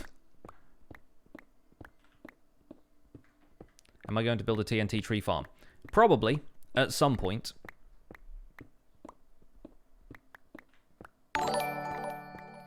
DJF! Raiding with a party of 2. Welcome along. Hello, hello. Thank you so much for the raid. Hope you had a good stream. What's up, what's up? Hello, raiders. The raid hype. Raid hype going off in the chat. That was Oates. Okay, fair enough. Fair enough. Really curious how old the survival guide world is in in-game days. Let's do our usual stream check-in, because I'm kind of curious myself, anytime anyone asks that. It's been a little while since I last checked. Time played is what we're looking for, and it changes depending on whatever Minecraft feels like during the day. Where is it now? Time played. 23.67 days. Almost 24 calendar days, you guys. What's up, DJF? How did your stream go? What were you guys up to today? Why do I need so much endstone? People keep asking me on resource gathering stream days why I need so much of the resources I'm gathering. I'm like, do you not build stuff? It's that simple. Like, I'm gathering this much endstone because you can make endstone brick into, like, walls and stairs and stuff now. It's kind of nice to have. Nice to have around.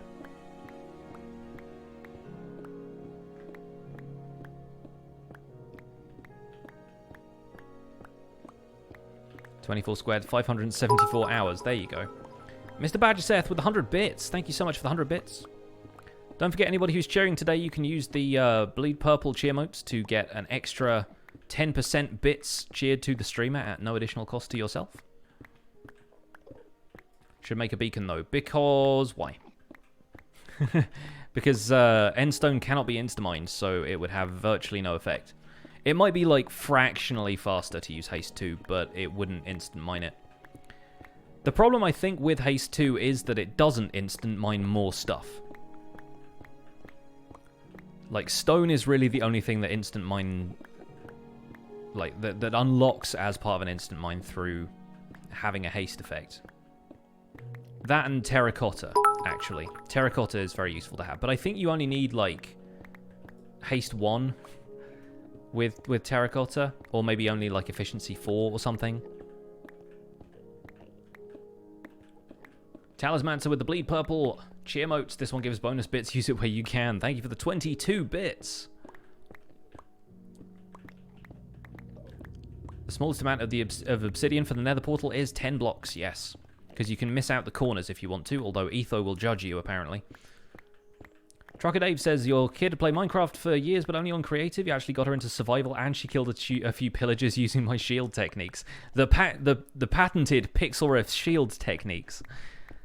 Well, I'm glad to hear she's holding her own against the pillagers.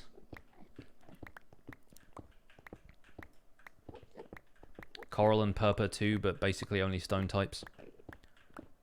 Was Purple not instant mineable before? I guess not, huh? Yeah, I think endstone brick is actually insta-mineable just with haste, with efficiency 5. Like, this stuff. I mean, it's pretty instantly mineable. Like that, yeah.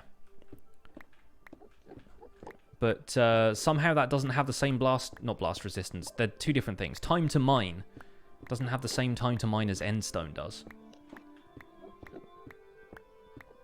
You can instant mine glazed terracotta with haste 2 and an efficiency 5 gold pickaxe. That's the other thing as well, because gold tools do mine stuff faster. It's about whether or not you get the block after that that's the problem, though.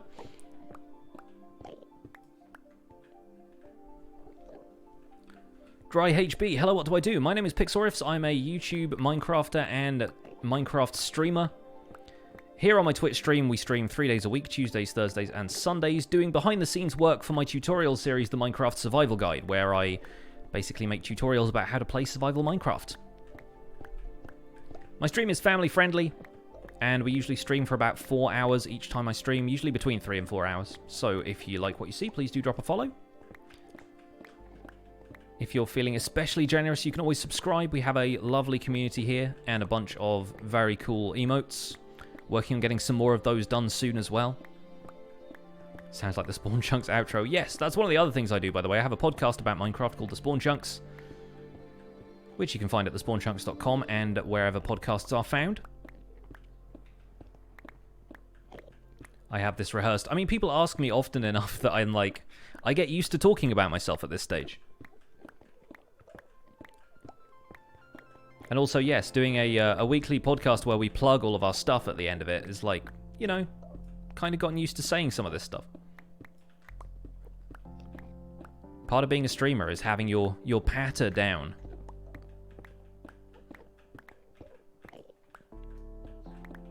I changed my presenter voice to do it.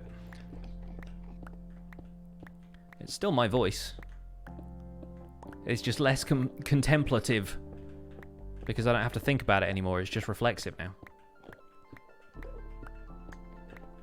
Best Minecraft podcast. Kind of only Minecraft podcast as well. I know there are a few more popping up as well, and there have been some in the past, but we really came into the scene when there was not a particularly active Minecraft podcast, so we kind of filled that niche, I think. XC, today I am collecting stone. Specifically end stone. Which is apparently different from regular stone.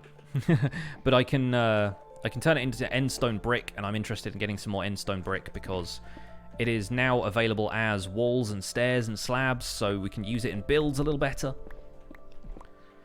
Whereabouts in the UK am I from? I'm originally from Southampton. I went to university in Leeds for a few years, so I might have picked up the occasional northern turn of phrase, although I don't think it's really affected my accent all that much. And right now I live on the south coast near Brighton.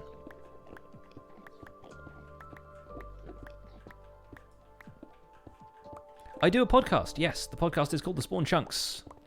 You can find it at any of the links the mods have been dropping in the description for the last 5 minutes.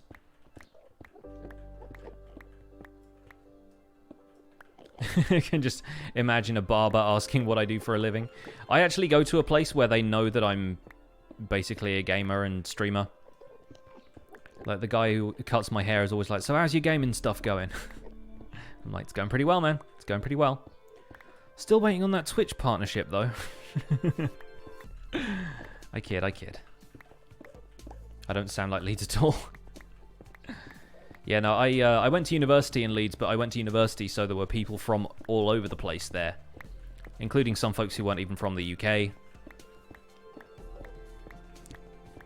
So I don't think it really had the time to affect my accent all that much, because I wasn't just around northern folk all the time. I did stay up there for a couple of years afterwards, working in bookstores and stuff around the Leeds area, but yeah, a few of them were from the north, a few of them were from various other places, a bunch of them were students again, so not always right northern.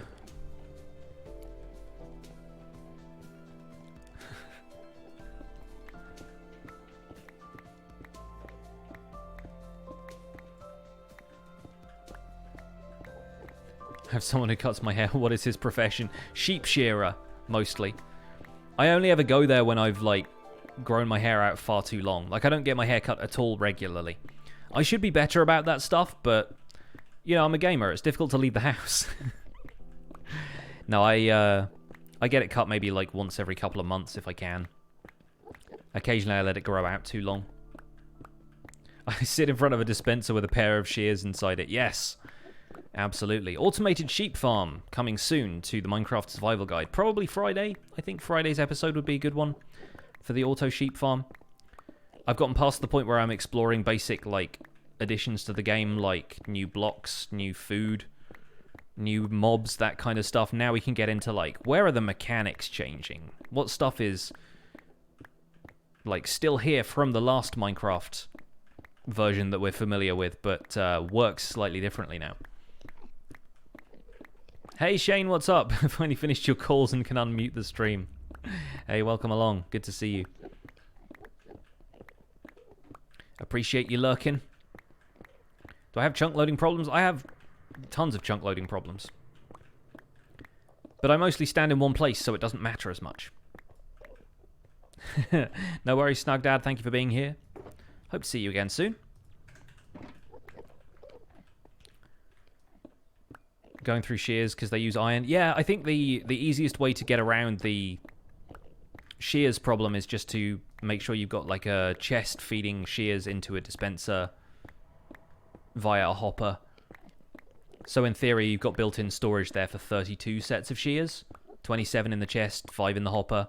I guess 9 in the dispenser as well. So like 41 sets of shears. That's a lot of shears to go through. Not to mention, if you've got a ton of unbreaking books that you can trade from villagers, then will shears with unbreaking work in a dispenser? I haven't actually tested whether enchantments like that work with dispenser stuff, because you haven't really been able to put tools in a dispenser before. But yeah, shearing a sheep gets you, like, on average, 2 wool per time. And the shears don't use... They use, like, 1 durability per shearing operation, and that's 270-ish operations, I think, for shears. If I'm remembering the durability right. So, yeah. We'll see how long that takes to run out. You could probably get away with just having 1 dispenser full of shears. Your sheep farm has done almost 3 stacks of wool and shows almost no wear. Yeah, I mean, it's just going to use 1 durability at a time. And if you... That's like... If you imagine getting 3 wool every time, like in the optimum conditions, then that's only going to be 64 durability off the shears, so... 3 stacks of wool.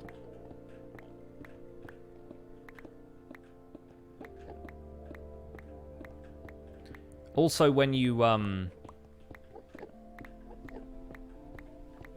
have the shears, if the dispenser fires, but the shears don't actually shear the sheep, then no durability decrease happens. It's like when a dispenser fires and it can't do anything with the bone meal, it doesn't waste the bone meal, for example.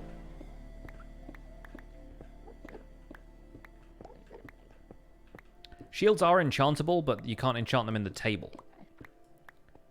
You can only enchant them using books. So that's the difference with shields. But you can put Unbreaking and Mending on them like you can anything with durability.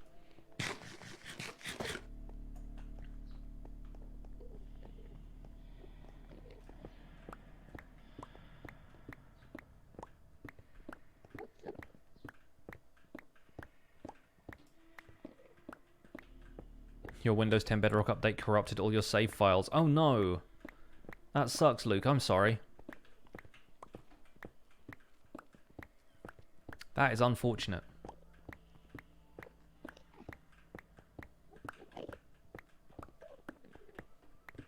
Project for today is resource gathering. We're just mining some stuff right now. Getting hold of a whole bunch of endstone.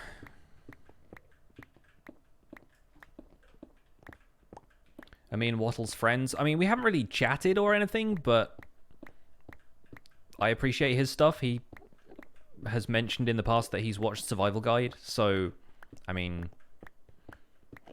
I think we're not necessarily friends, but we know of each other and we're on good terms, I guess. That's as close as the definition of friends gets in this context, I suppose.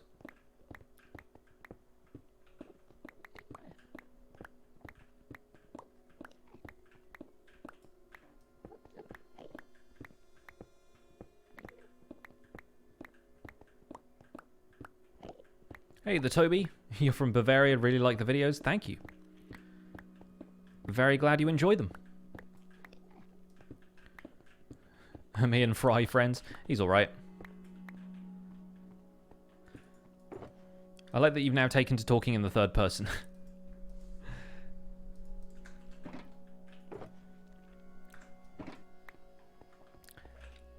I think that'll do for endstone for now. We can come back and get more later, but I kind of want to do some target practice.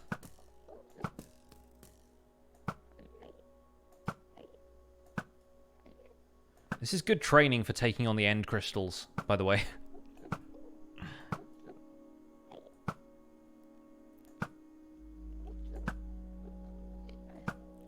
So happy you can do this now.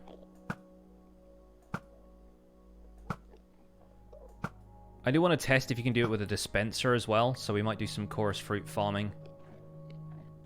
If not on this stream, then on a future one. It's pretty good at knocking the entities down too. I was worried that a lot of them would get stuck up in the branches of the plant, and I imagine a couple of them might have, but yeah, there's one, for example. There's 2 there. So you will still have to knock the plants down. Ow. Did an Enderman just hit me? What just happened? Oh, an arrow. Of course. Raining arrows down on myself now. So maybe Infinity Bow is not the best idea to do this with. Yeah, definitely a water-based collection system for preference, but I do like that mechanic. That's a good call. Well done, community, for suggesting that one.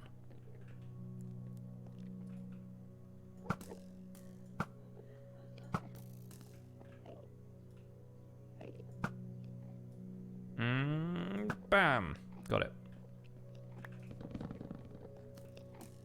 Yeah, it's lethal. The arrows just fall after that. So funny. Okay. Well, I don't seem to have it on me anywhere. So that's okay. Good. 20 chorus flowers. Let's see if we can make it back home. Hey, not bad. Ow. I didn't realize that when you go through those gateways, it actually puts you back at the gateway. It makes sense, I guess, but I was expecting to be back on the obsidian platform at that point.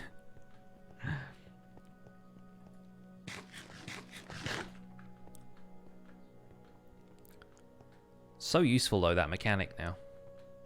I like it. And nighttime.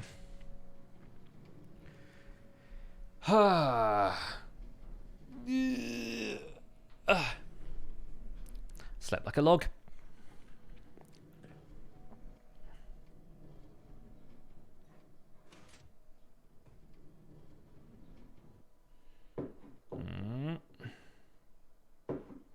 Stay.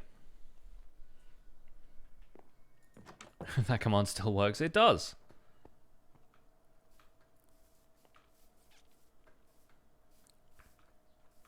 I say, why not keep a couple of the old in-jokes around? Need to move this.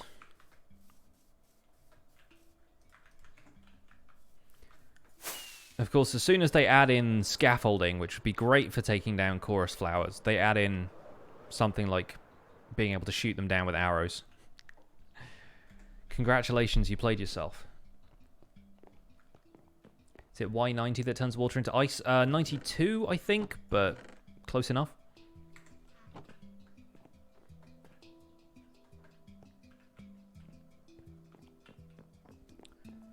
And let's put the purple fruits, the chorus fruits, in here for now. We'll return to those a little later. See, endstone bricks have these variants now, which are very desirable, I think. So let's turn all of that into brick. And apparently just kill the recipe book. That was odd. Not quite sure why that happened. Nice. We'll keep the rest of this as regular endstone for the moment. You have crumpets and maple syrup, Ginger. Too good.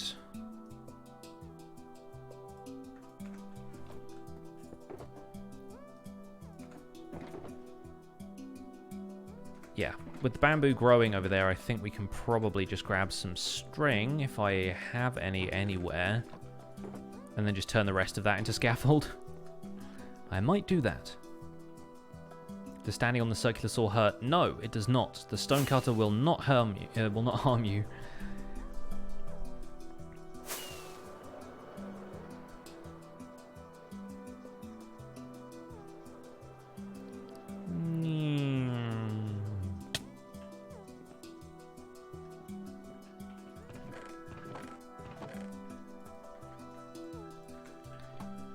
Probably need to spend a little bit of time AFKing for string, either here or at the cave spider farm. You have a stale stroop waffle. Aww. I mean, to be fair, that's better than having no stroop waffle at all. How long am I going to stream for? Probably another hour or two, I expect. We're only 2 hours in. These streams are usually 3 to 4 hours. Roughly. Yeah, the chunk loading issues are still bit tragic, but whatever.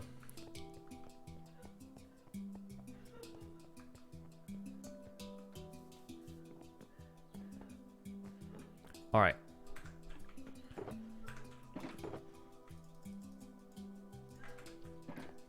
Behold all the scaffolding. I need this. I need this so badly. The problem with scaffolding so far, the only problem I've really found with scaffolding, because it is very good, is like the amount of blocks you lose. Say like if you're scaffolding up to the top of here. So I've just used 14 blocks of scaffolding to do that. And that gets us to about this height, right? If I break it from the bottom now, I guarantee one scaffolding block is going to end up there. And then I end up with 63 afterwards.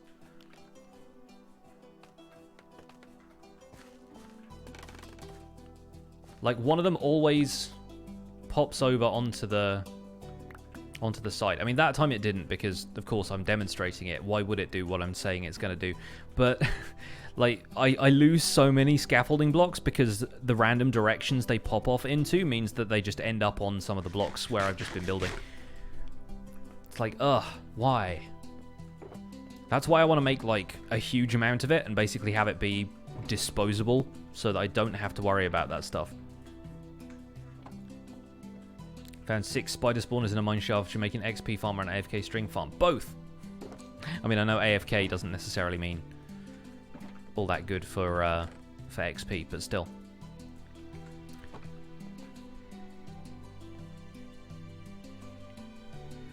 Do I know it's possible to instant mine stone without a beacon? Yeah. I mean, there's plenty of ways of doing it. Dive mining, conduits, all that stuff. You can give yourself a better haste effect using commands. Are there any hidden commands?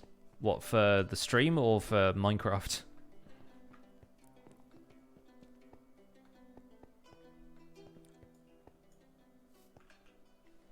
For the stream? There are probably some that only mods can do.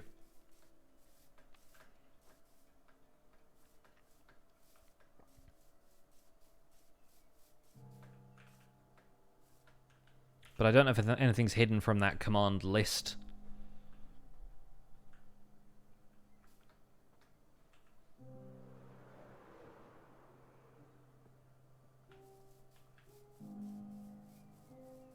The AFK Wither Skeleton Farm Biological Geek Boy gives XP. Yeah, sure, because it uses wolves, but wolves won't attack spiders for you.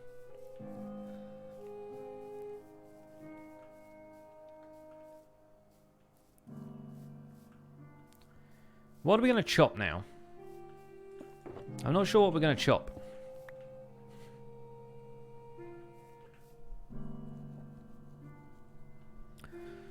What are we chopping? Because we've done chickens, we've done endstone. Got plenty of those. I feel like sand is probably going to be one. I feel like we want to get some sand for TNT experiments later. Does enchanting arrows make any difference? You can't enchant arrows. You can tip arrows with potions, and it makes a small difference, but is not really all that much. It's not really worth it. Did we chop bamboo today? No, actually. I chopped bamboo on Sunday stream.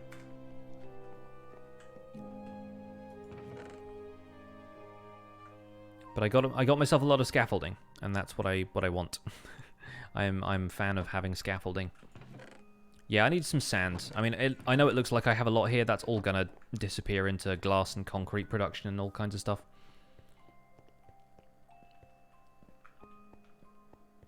We'll see.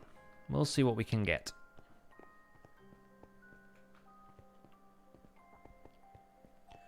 We can maybe take advantage of the fact that there seems to be a bug with hostile mob spawns. If we leave the spawn chunks now, go through the nether, all of this stuff gets stuck in the caves, and then we might actually be able to mine in the desert through the night.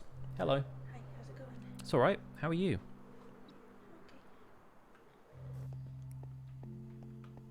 What's that noise? Just the speakers. Is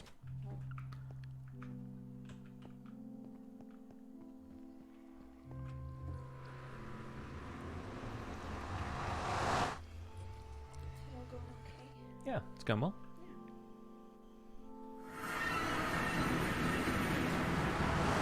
Comments coming in on today's episode. Hello. To the desert. I'm here. You are there. Where does my hand go? Hello. It's you.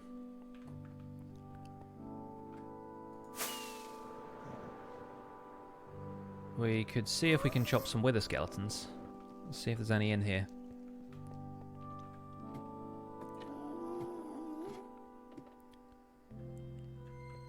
It's an absolute ghost town. Really weird coming through here and then not being any mobs.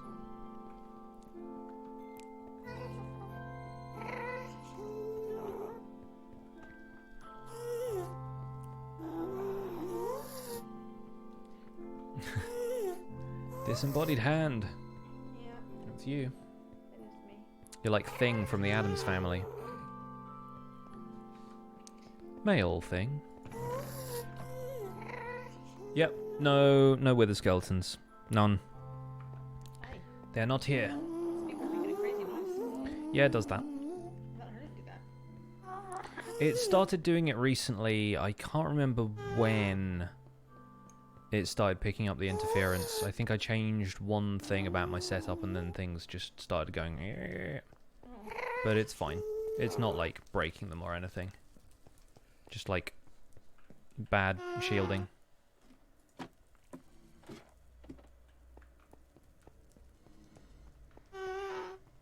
K is like the first letter of my actual name.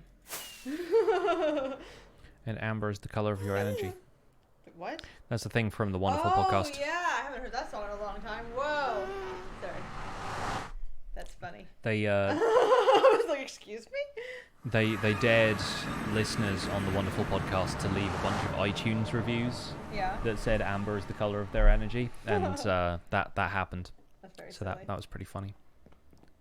Right. It's that guy I turned into a fisherman, and he is wading in the water. Just hanging out. Mm-hmm.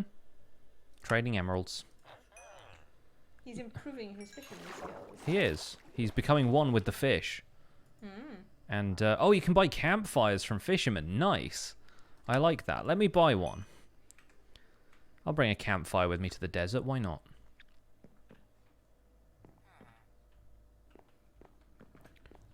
Farewell!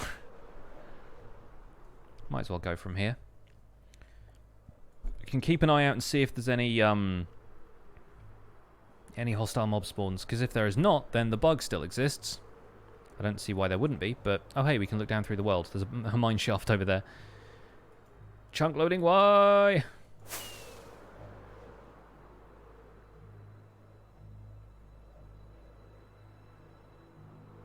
Yep, not seeing any zombies or creepers or whatnot.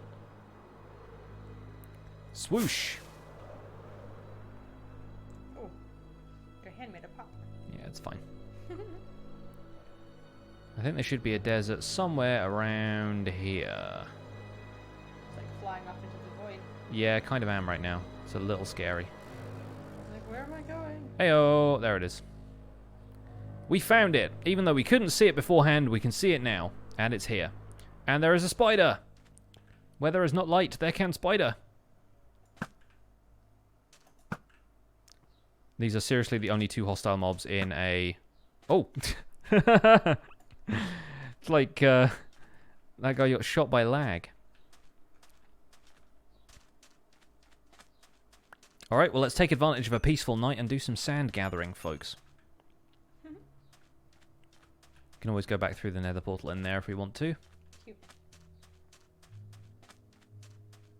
There might be a few more mobs around here, because I think those ones must have been left over from the last time I loaded this area, which must have been a night. Shot from the past, and you're to blame.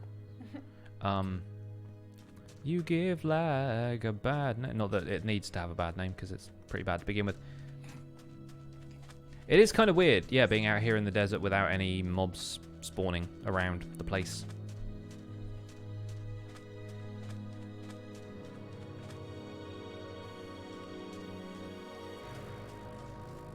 The Midnight Desert.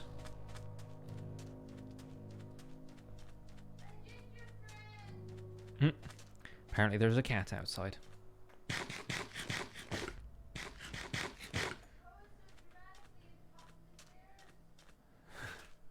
I'm getting updates. Let's take down the sand dunes. Ba ba ba. And occasionally get sticks from dead bushes. Seriously, it's so weird that there's nothing out here. Except the rabbits. Just me and the bunnies. Do I prefer Silk Touch or Fortune Axe? Silk Touch just because I like Silk Touch in general and I can use it to chop mushrooms. Silk Touch is probably my favourite enchantment, so I kind of go with it anyway. I know fortune is good for saplings, but I tend to not break leaves for saplings anyway. Can do that with TNT now.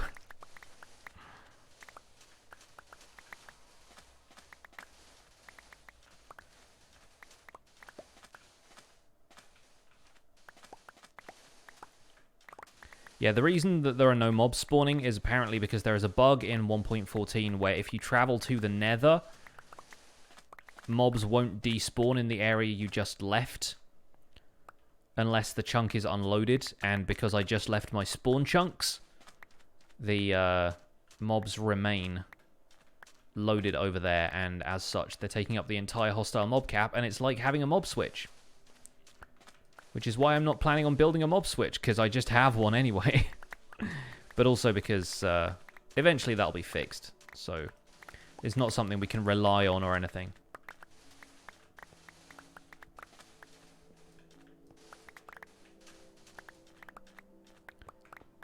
What are my graphics settings? Everything is turned up to high. Everything is turned up, like, to smooth lighting is on maximum and so forth. Particles are on maximum right now because I'm not at my Guardian farm.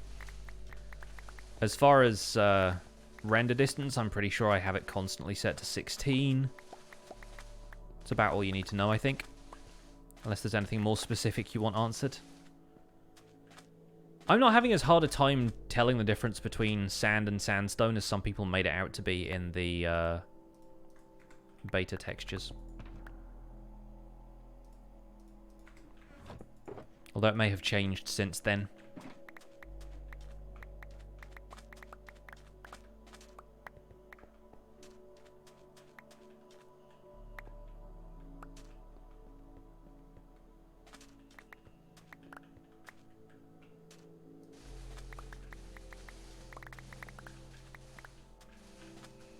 Is streaming my main job? Nope. Because I only do it 3 days a week. Not using Optifine, I assume. Optifine is not available for 1.14 yet, so I can't. I would like to, but Optifine isn't out yet. And it probably won't be out for at least another month or two, I expect.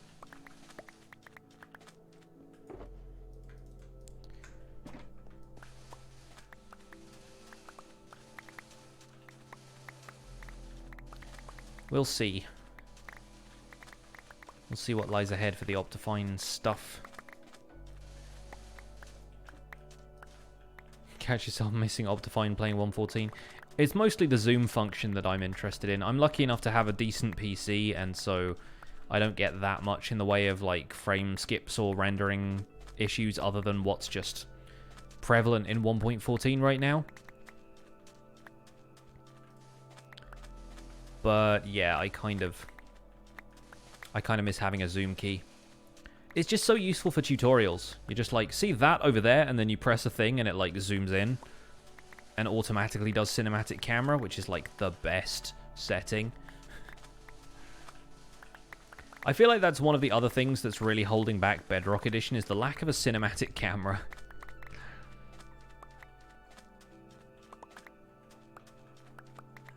You almost broke your badminton racket today. In a fit of rage, or...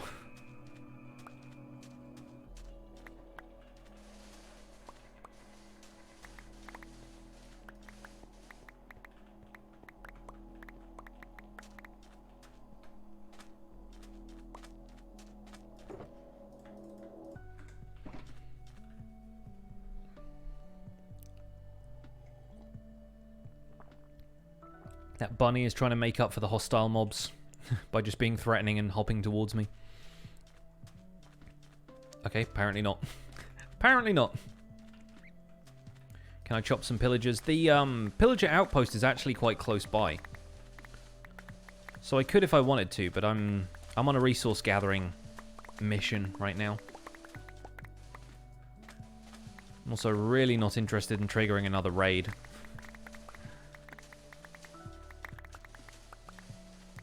Why are we collecting sand? For future projects. To have concrete and stuff. Vinka, thank you so much for the Twitch Prime sub. Enjoy your emotes. Welcome to the Pixels. You are 1 in a million. I appreciate the support. Thank you, thank you. Chopping pillagers did not go well in yesterday's episode, correct.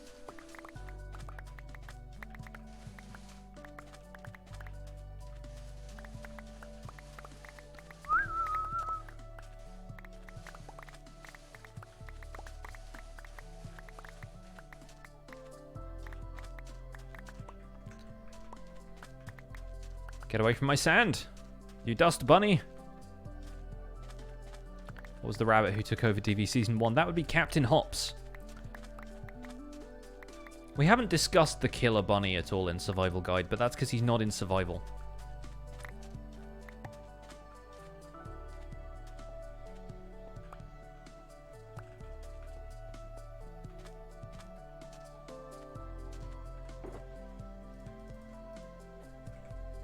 Not watching much of the Survival Guide, but you did watch that one after Sunday's comments and it was good. Yeah, it's a fun episode. I feel like it's also part of my job to be entertaining as well as make tutorials, so a lot of the time if I can make an episode a little extra entertaining, then I don't mind stuff going wrong. It's not like I'm about to be like, and that's how you raid a village, kids. Like, I want to have it be my first experience of it on camera. Because this is still a Let's Play as well as being a tutorial. I feel like sometimes people in the comments forget that, and they're like, why isn't he explaining what to do as soon as the episode starts? I'm like, because this is also a Let's Play. It's kind of ticking both boxes.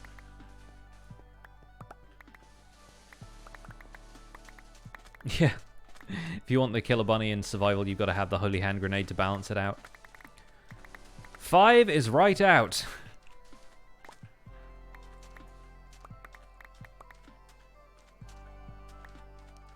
Is there a way to get a mob spawners to spawn faster? I mean, it depends whether it's optimized to begin with, because if it's not spawning particularly fast, it probably means there is spawnable area somewhere near the mob spawner that they have the chance to spawn in.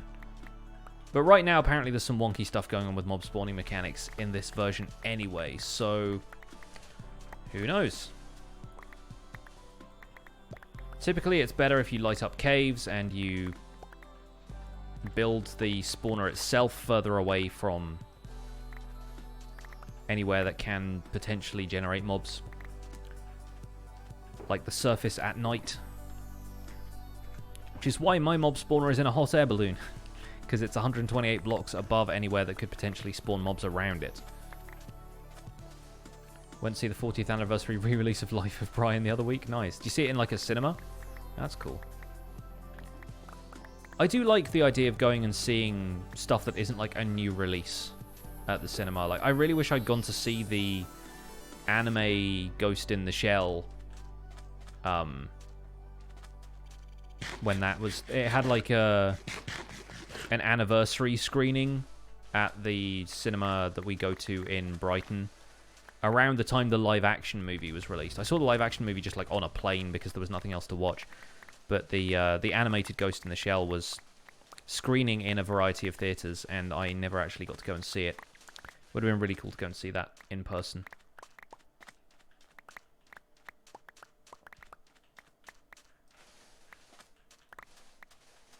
Kill the dust bunny and cook the meat on the campfire. I mean, we've got the campfire, we could do it. The question is, does this rabbit deserve to die?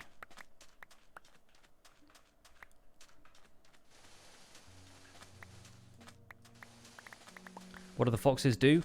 Aside from provide a bit of ambience to tigers, not a whole lot.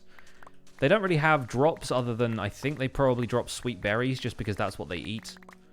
They can't be tamed. They're not like pets. They can be taught to trust you, especially if you breed 2 foxes together. The offspring will just trust you automatically. But it is possible if you give them a...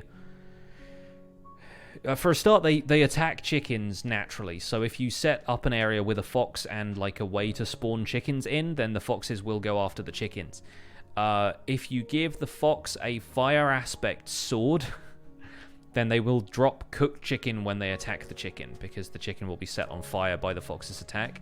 So there is a way you can make a fox-powered automatic chicken cooker. It's not really worth it, but it's something fun you can do with them.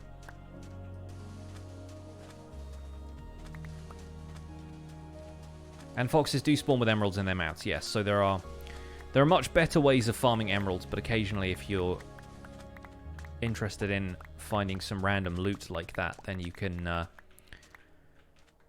drop something for a fox to eat and it will swap it for the emerald in its mouth.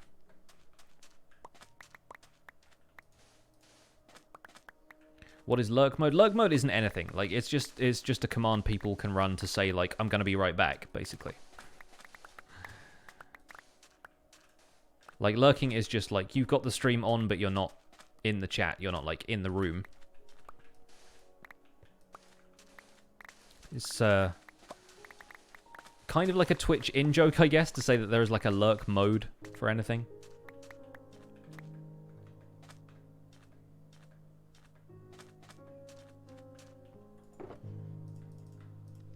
But yeah, it's not a feature that you're missing out on, don't worry. Or like a stalking thing. I mean, yeah. Probably want to avoid that connotation if we can. Hiding in the shadows. Actual cannibal Shia LaBeouf.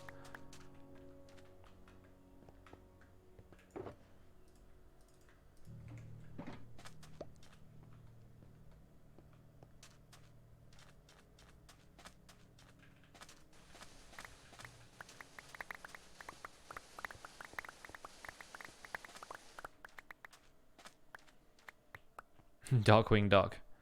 The terror that flaps in the night.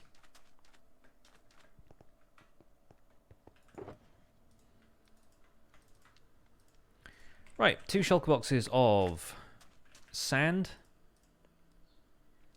By the way, if anybody's wondering if campfires destroy items, they don't. They, a lot of the time when a campfire is done cooking an item, it will, like, pop into the center of the block if you're not, like, right next door to it to receive it. But it doesn't, like, burn anything up the way, like, a regular fire does. Which kind of makes them ideal for hearths and whatnot. But yeah, check it out. If I stand far enough away from the fire, that rabbit will probably just end up popping on top of the block.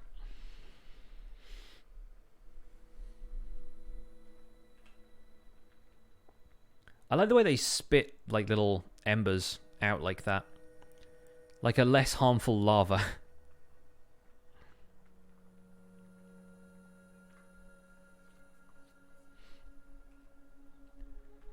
Oh, that one actually spat it out. Like, when I've seen it do that before, it ends up, like, hanging out on the block for a little while. Also, totally didn't realize that when I was silk touching the campfire, that's how I picked it up before. But you can douse a campfire with a bucket of water.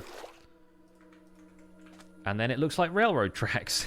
And then you can relight it with a flint and steel. They're neat. I like campfires a lot. Lends a nice ambience to some stuff around the world here. I have not made the super protective armor yet, no. I'm not sure if I can with the armor that I currently have. I'm not sure if it would be too expensive to combine, but I will do that in a future episode of the survival guide. I don't need it right now. That's the main thing. I think it might be part of my preparations for pillager raids, though. Because having projectile protection on top of protection 4 would be really good against those crossbows. Campfires look more like rails than rails.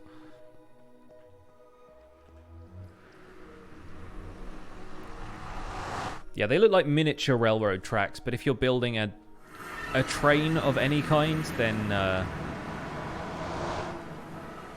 you'll probably need to build bigger than that for it to look any good. Is it confirmed not to be a bug? What, adding different protection types to armor? Yes, that is intentional. Amazingly, it was apparently never meant to be the case that they couldn't overlap. Like, they were always meant to be put together that way, from what I understand.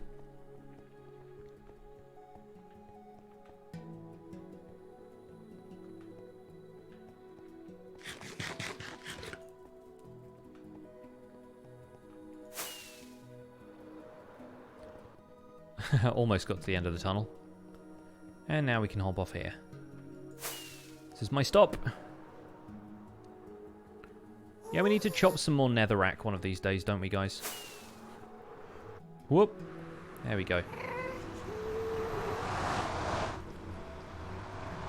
Doing a short-term hardcore on your friend's server as you wait for anti-grief mods to update. First time playing hardcore. A lot of fun, but scary for sure. A lot of clenched cheek moments. Yes, I agree. I have played hardcore a few times, and yeah, there are some moments of full pucker, as Impulse would say.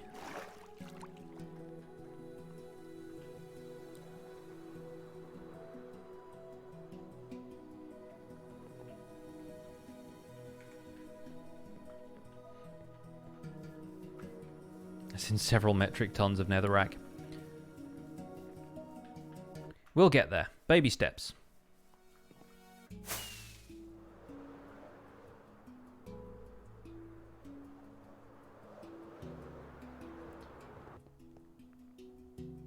Anytime you want to render in the rest of that building, that'd be ideal. Thank you.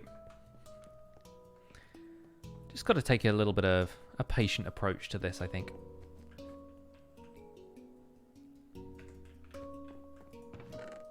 And yeah, it's true. You've still got the possibility of armor being too expensive to produce. It's mathematically possible, but a lot of the time you're going to run up against that barrier. It can be done, though. Yeah, I've been seeing a lot of articles about that guy who lost a 5-year-old hardcore world. I feel for him. I do. Can put the TNT away somewhere. Can probably make some of that with the sand I just brought back. Do I have much in here? 28? Okay. I imagine a lot of that has been salvaged from the desert temples we didn't then just blow up with their own contents. How do you stop villagers from trying to breed? Take away any beds or workstations around them. That'll do the trick.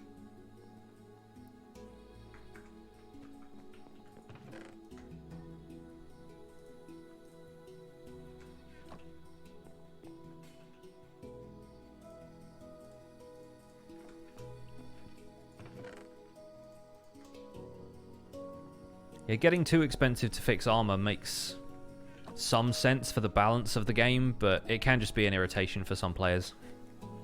Let's understand that. Yeah, the armor thing disappears when you go through nether hubs. Try HP, don't worry about it. It still knows I have armor on, it's just a graphical glitch.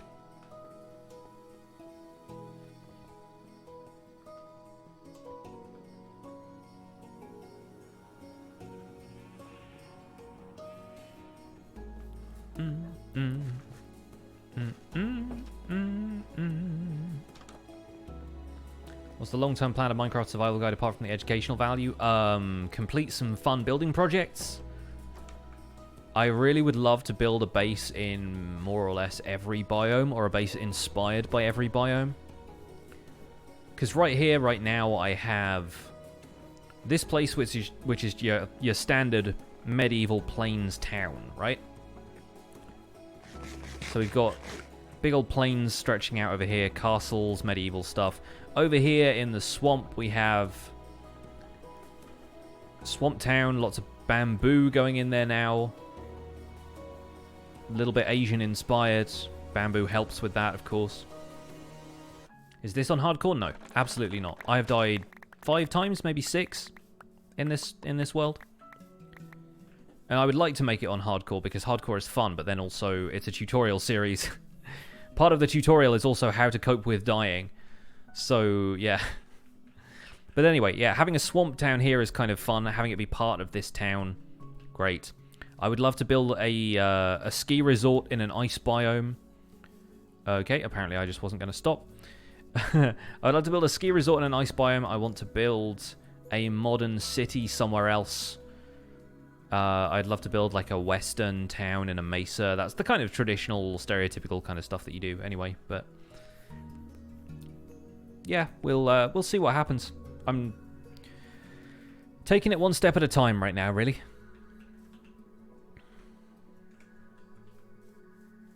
Yes, this is hard difficulty, but not hardcore.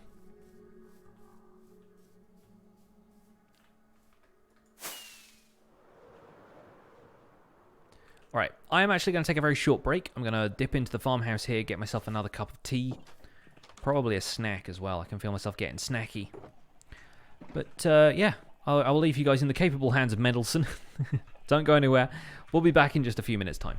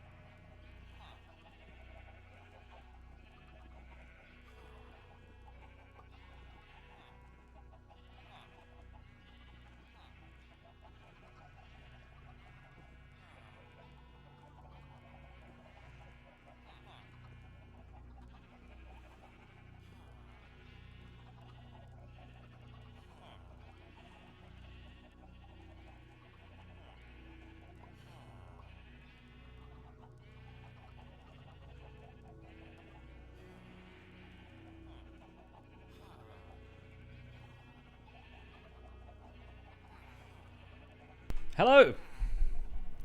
I'm back. I have grapes and tea. Life is good. How is everyone?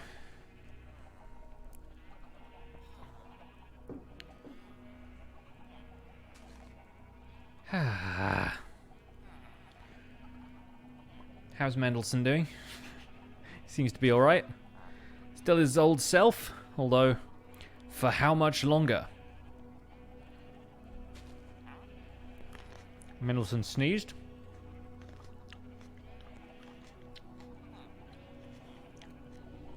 He's got a big old nose. Got to clear that every now and again. Mendelssohn was telling us all kinds of interesting things. Wow! Get some hype! Astronaut Walrus with a tier 1 sub. Thank you so much for subscribing. Enjoy your emotes. Welcome to the Pixels. You are 1 in a million. Appreciate the support.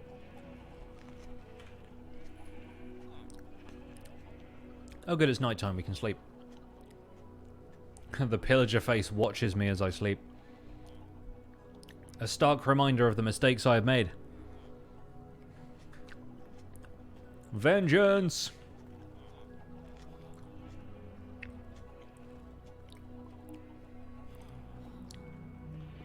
But yeah, man's got a big old nose. Got to clear it every now and again. Oh, we have fire resist potions in there. Good. Right. So what else are we going to chop? I imagine that bamboo might have grown a little bit more. Don't know what to do. You just got home and was listening to the spawn chunks, but you're streaming. Do I support you or you?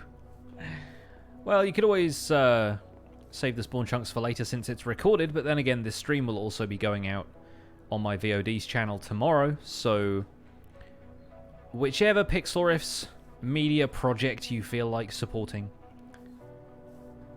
I'm 100% fine with both.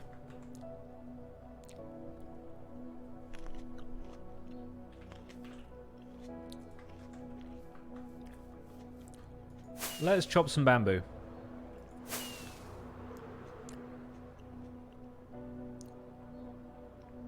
Can get a full shulker box of scaffold and then not have to worry about it. Which probably means AFKing for some more string, but I have some back at the farmhouse, so we can always bring some of that with us.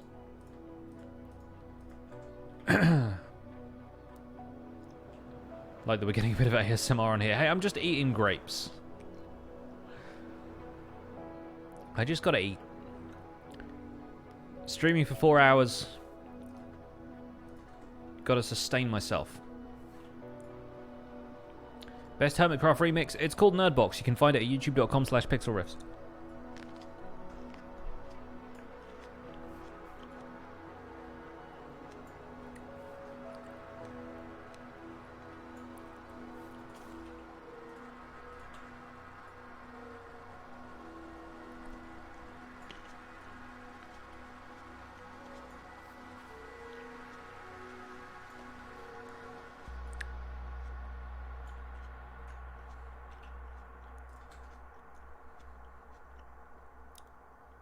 Just got a farmer after transforming a zombie villager. Nice. What's he trading? I'm going to guess potatoes and beetroot. Didn't realise I wrote Nerdbox. I did, yeah. That was me. I'm in the video. This guy.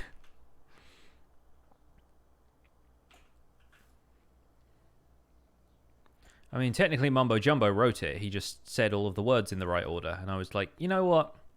That sounds like a song.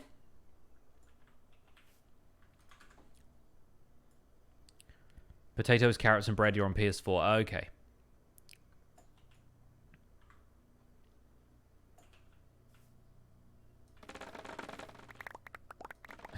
I do like being able to just swipe through them with a sword. It's very fun.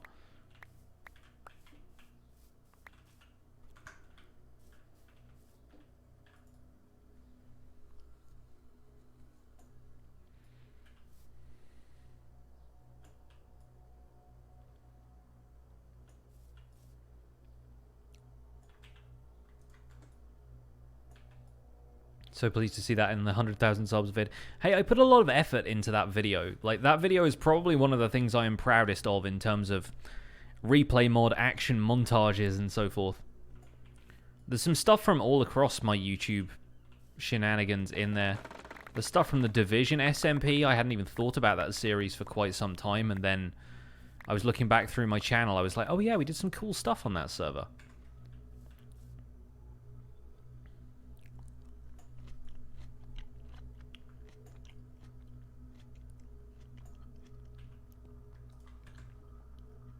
Did I imitate Mumbo or get him to star as himself? I mean, he wasn't there in the video with me. No, he was... I just borrowed his Minecraft skin. Since you can just download skins from various search engines online, I copied that skin onto a camera account that I use.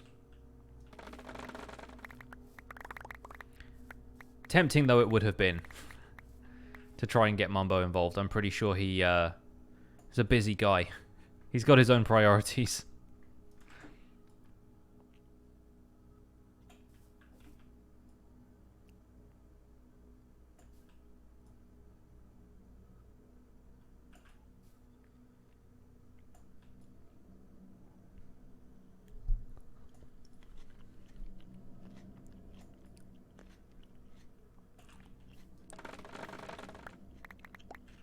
And that's all the bone meal. Oh, almost choked myself with a grape then. Not a good idea. That is all the bone meal I've got, give or take a couple of pieces. How do you add camera count into the world? In a single player world, you pause the game, open to LAN, allow cheats, set to spectator mode, start a LAN world, log in with a second instance of Minecraft, and find it in the multiplayer settings. On a server it's easier, because you log into the server instead of starting a LAN world. You can only do that on Java, by the way, so don't ask about Bedrock, because it's not possible. Unless you've got two computers.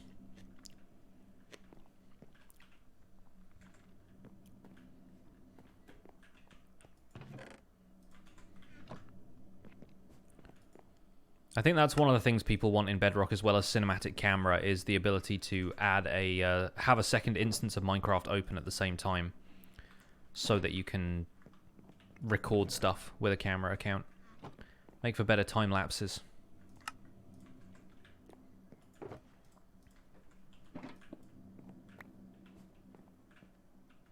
Yeah, I know you can auto farm bamboo. I plan to.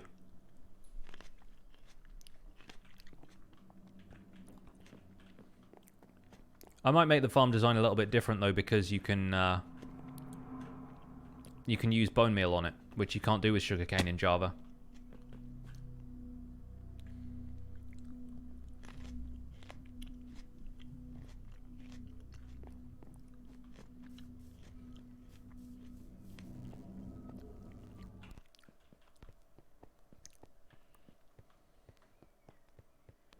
The sound of breaking bamboo is satisfying. I like any of the stuff in this game that you can break and it just breaks upward. Like scaffolding, bamboo, chorus plants. It just kind of goes... tick, tick, tick, tick, tick. It's good, I like it.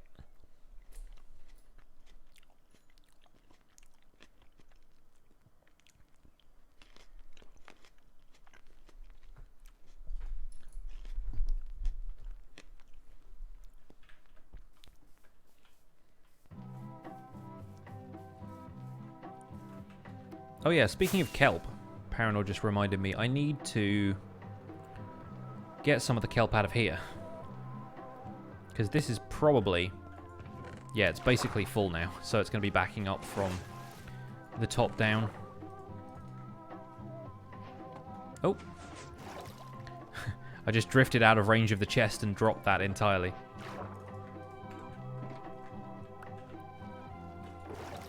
No, no, no, no, no.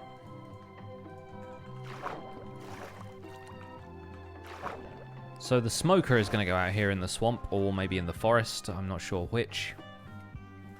But that's going to be where the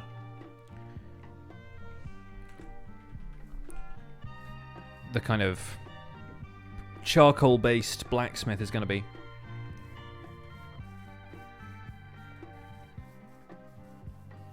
Do do do.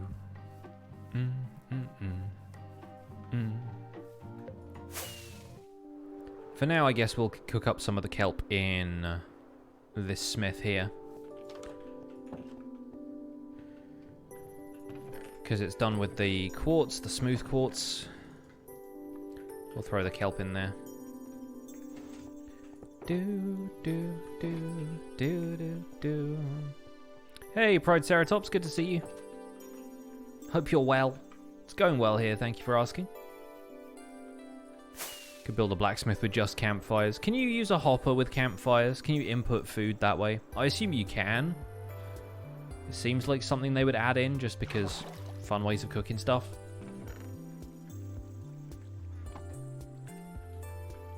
Good, okay, we don't have it all backed up into the system here.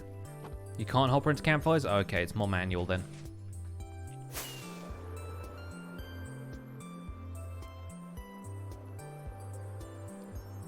Swoosh.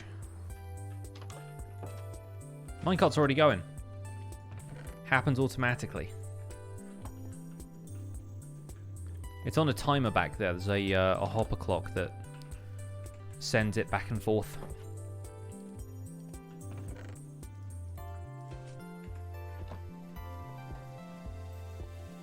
I do like this song. I like all of the music discs, actually. A lot of them are pretty catchy.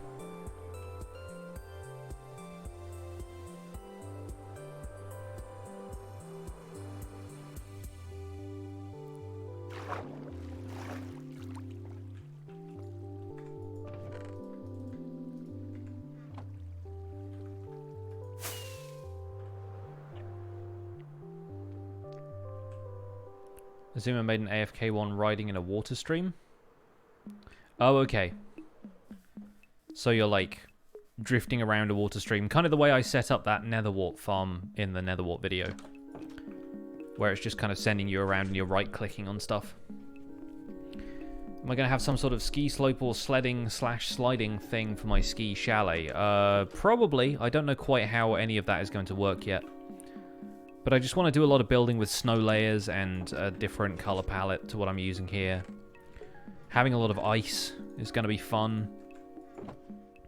I built a couple of like test builds for it in Creative Test World a little while ago, and it looks quite nice. Good ways to use diorite in with the snow blocks and everything. Hey, Icy, welcome back. But yeah, let me go find that actually, because I'm pretty sure that's in my regular Creative Test World. Uses for diorite. Oh, here I am in the end, apparently. There we go. Where did I put it? Over here somewhere, probably. Yeah, here we go. This little ice diorama. A diorite diorama. And yeah, just having stuff like that around. Having diorite piled up at the side of the road as like slush in a snowy environment just seemed to make sense for me, you know? But having this as a color palette just appeals to me a great deal. I like it. Having ice and packed ice in here. Throw a beacon down. Probably not, it's a light source, it'd melt all the snow. Hey Loic, what's up? I'm doing very well, thank you for asking. But yeah, there's all sorts of like interesting options now that we have extra blocks and stuff as well. Can see using end stone brick a little bit in the icy biomes, but of course we have loads of very nice log cabin style stuff anyway. You know, there's all kinds of good textures out there. Not to mention the fact that stripped wood has made it possible to do very nice looking log cabins. But yeah, this is what I'm thinking for Ski Resort Town. I don't know what the ugliest block in Minecraft is anymore, because there are still like new textures that I'm figuring out. I think a lot of them look quite pretty now. It used to be granite, but I'm really happy with granite now. I like granite quite a lot.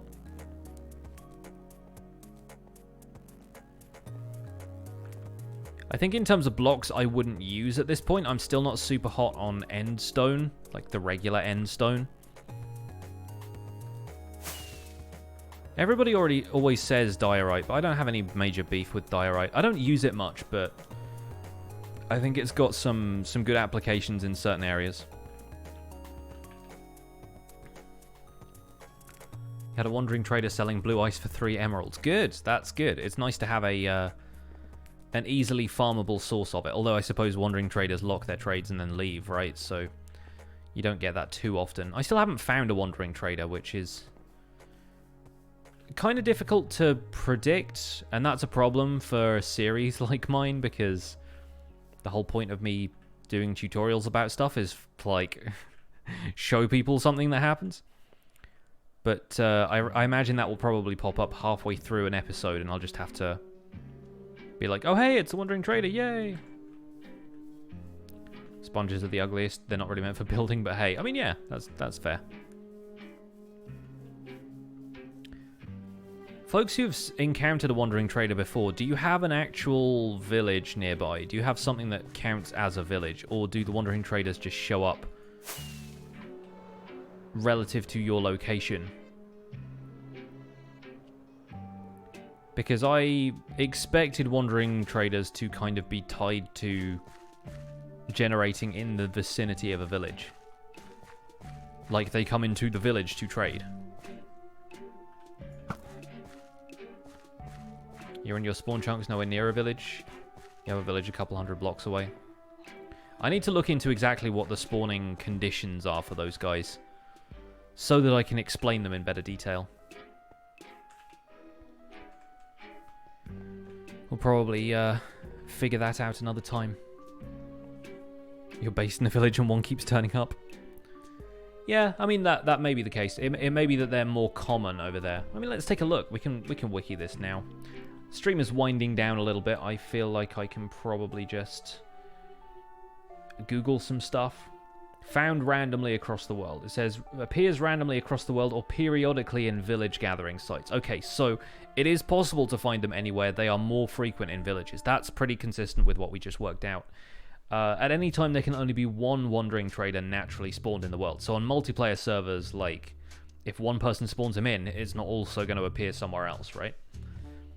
And after 20 minutes have passed since the world was created, the game attempts to spawn a wandering trader.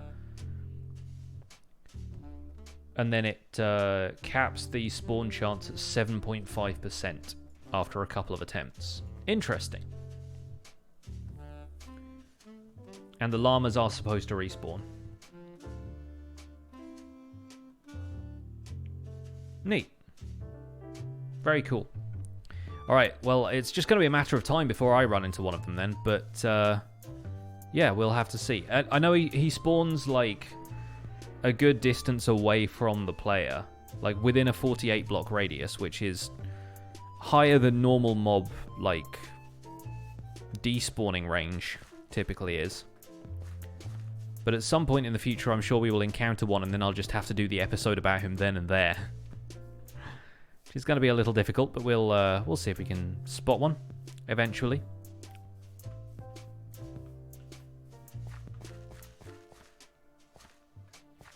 Haven't found the one only rule to be true, but that may have been a snapshot thing. Yeah, I figured they were probably still working them out for a little while. No, my luck, they probably spawned while I was on the way to the nether or something. That's probably what happened. The llamas never despawn. Depends on your version. Apparently they despawn as part of Java now. They are supposed to disappear. I've had a couple of people confirm that that was true for them.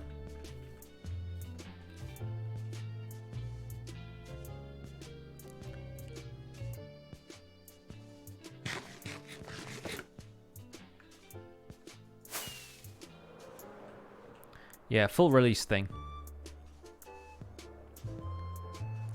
Now that we've been talking about them, I completely expect to have, like, summoned one into being somewhere. But that doesn't seem to be the case. Tragically. I would love it if they just turned up in Founder's Forge somewhere. Like that Pillager Patrol did the one time. Just dropped into my ravine.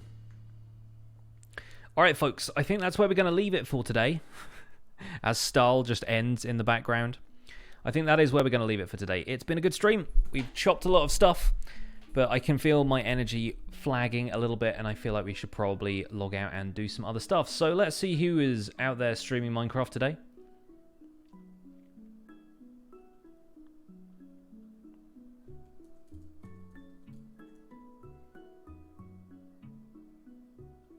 Wonder who is out there we can drop a raid on.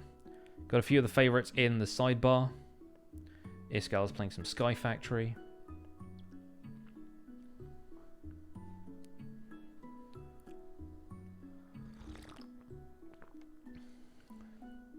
It's not letting me click on Minecraft. Click!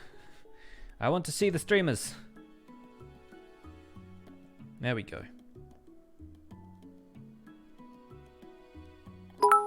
We've got a whole bunch of people. Yeah, my mum plays with the 220 bits. There we go. And Happy Hedonist with a 2-month resub. Thank you so much for the resub. Let's get some sub hype in the chat while I'm looking for people to raid. Thank you guys so much for the support today. Very kind of you.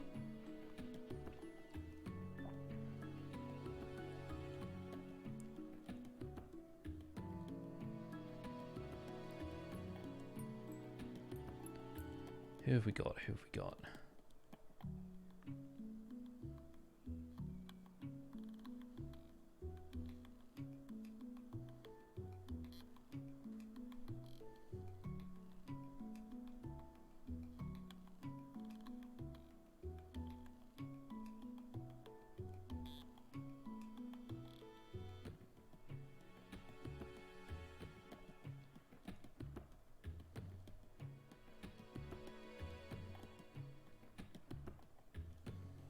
So many people I see streaming with those like face rigs where they've got like animal avatars and stuff. That's so weird to me. I saw somebody the other day who was like a really disappointed looking penguin. Like, what is this? Let's just raid Tab twice. We haven't raided Tab for a while. And she's working on a single player world, working on a slime farm. Not sure if she's updated to 1.14 yet, but we will see. Anyway, hope you guys enjoy. Thank you so much for coming out to the stream today. Don't forget you can use your Pixel Hype emotes and the hashtag Pixel Raid. Show some love over on Tab's stream. And yes, she is intended for mature audiences. There may be a little bit of adult stuff going on, so if that's a concern for you, feel free to click away.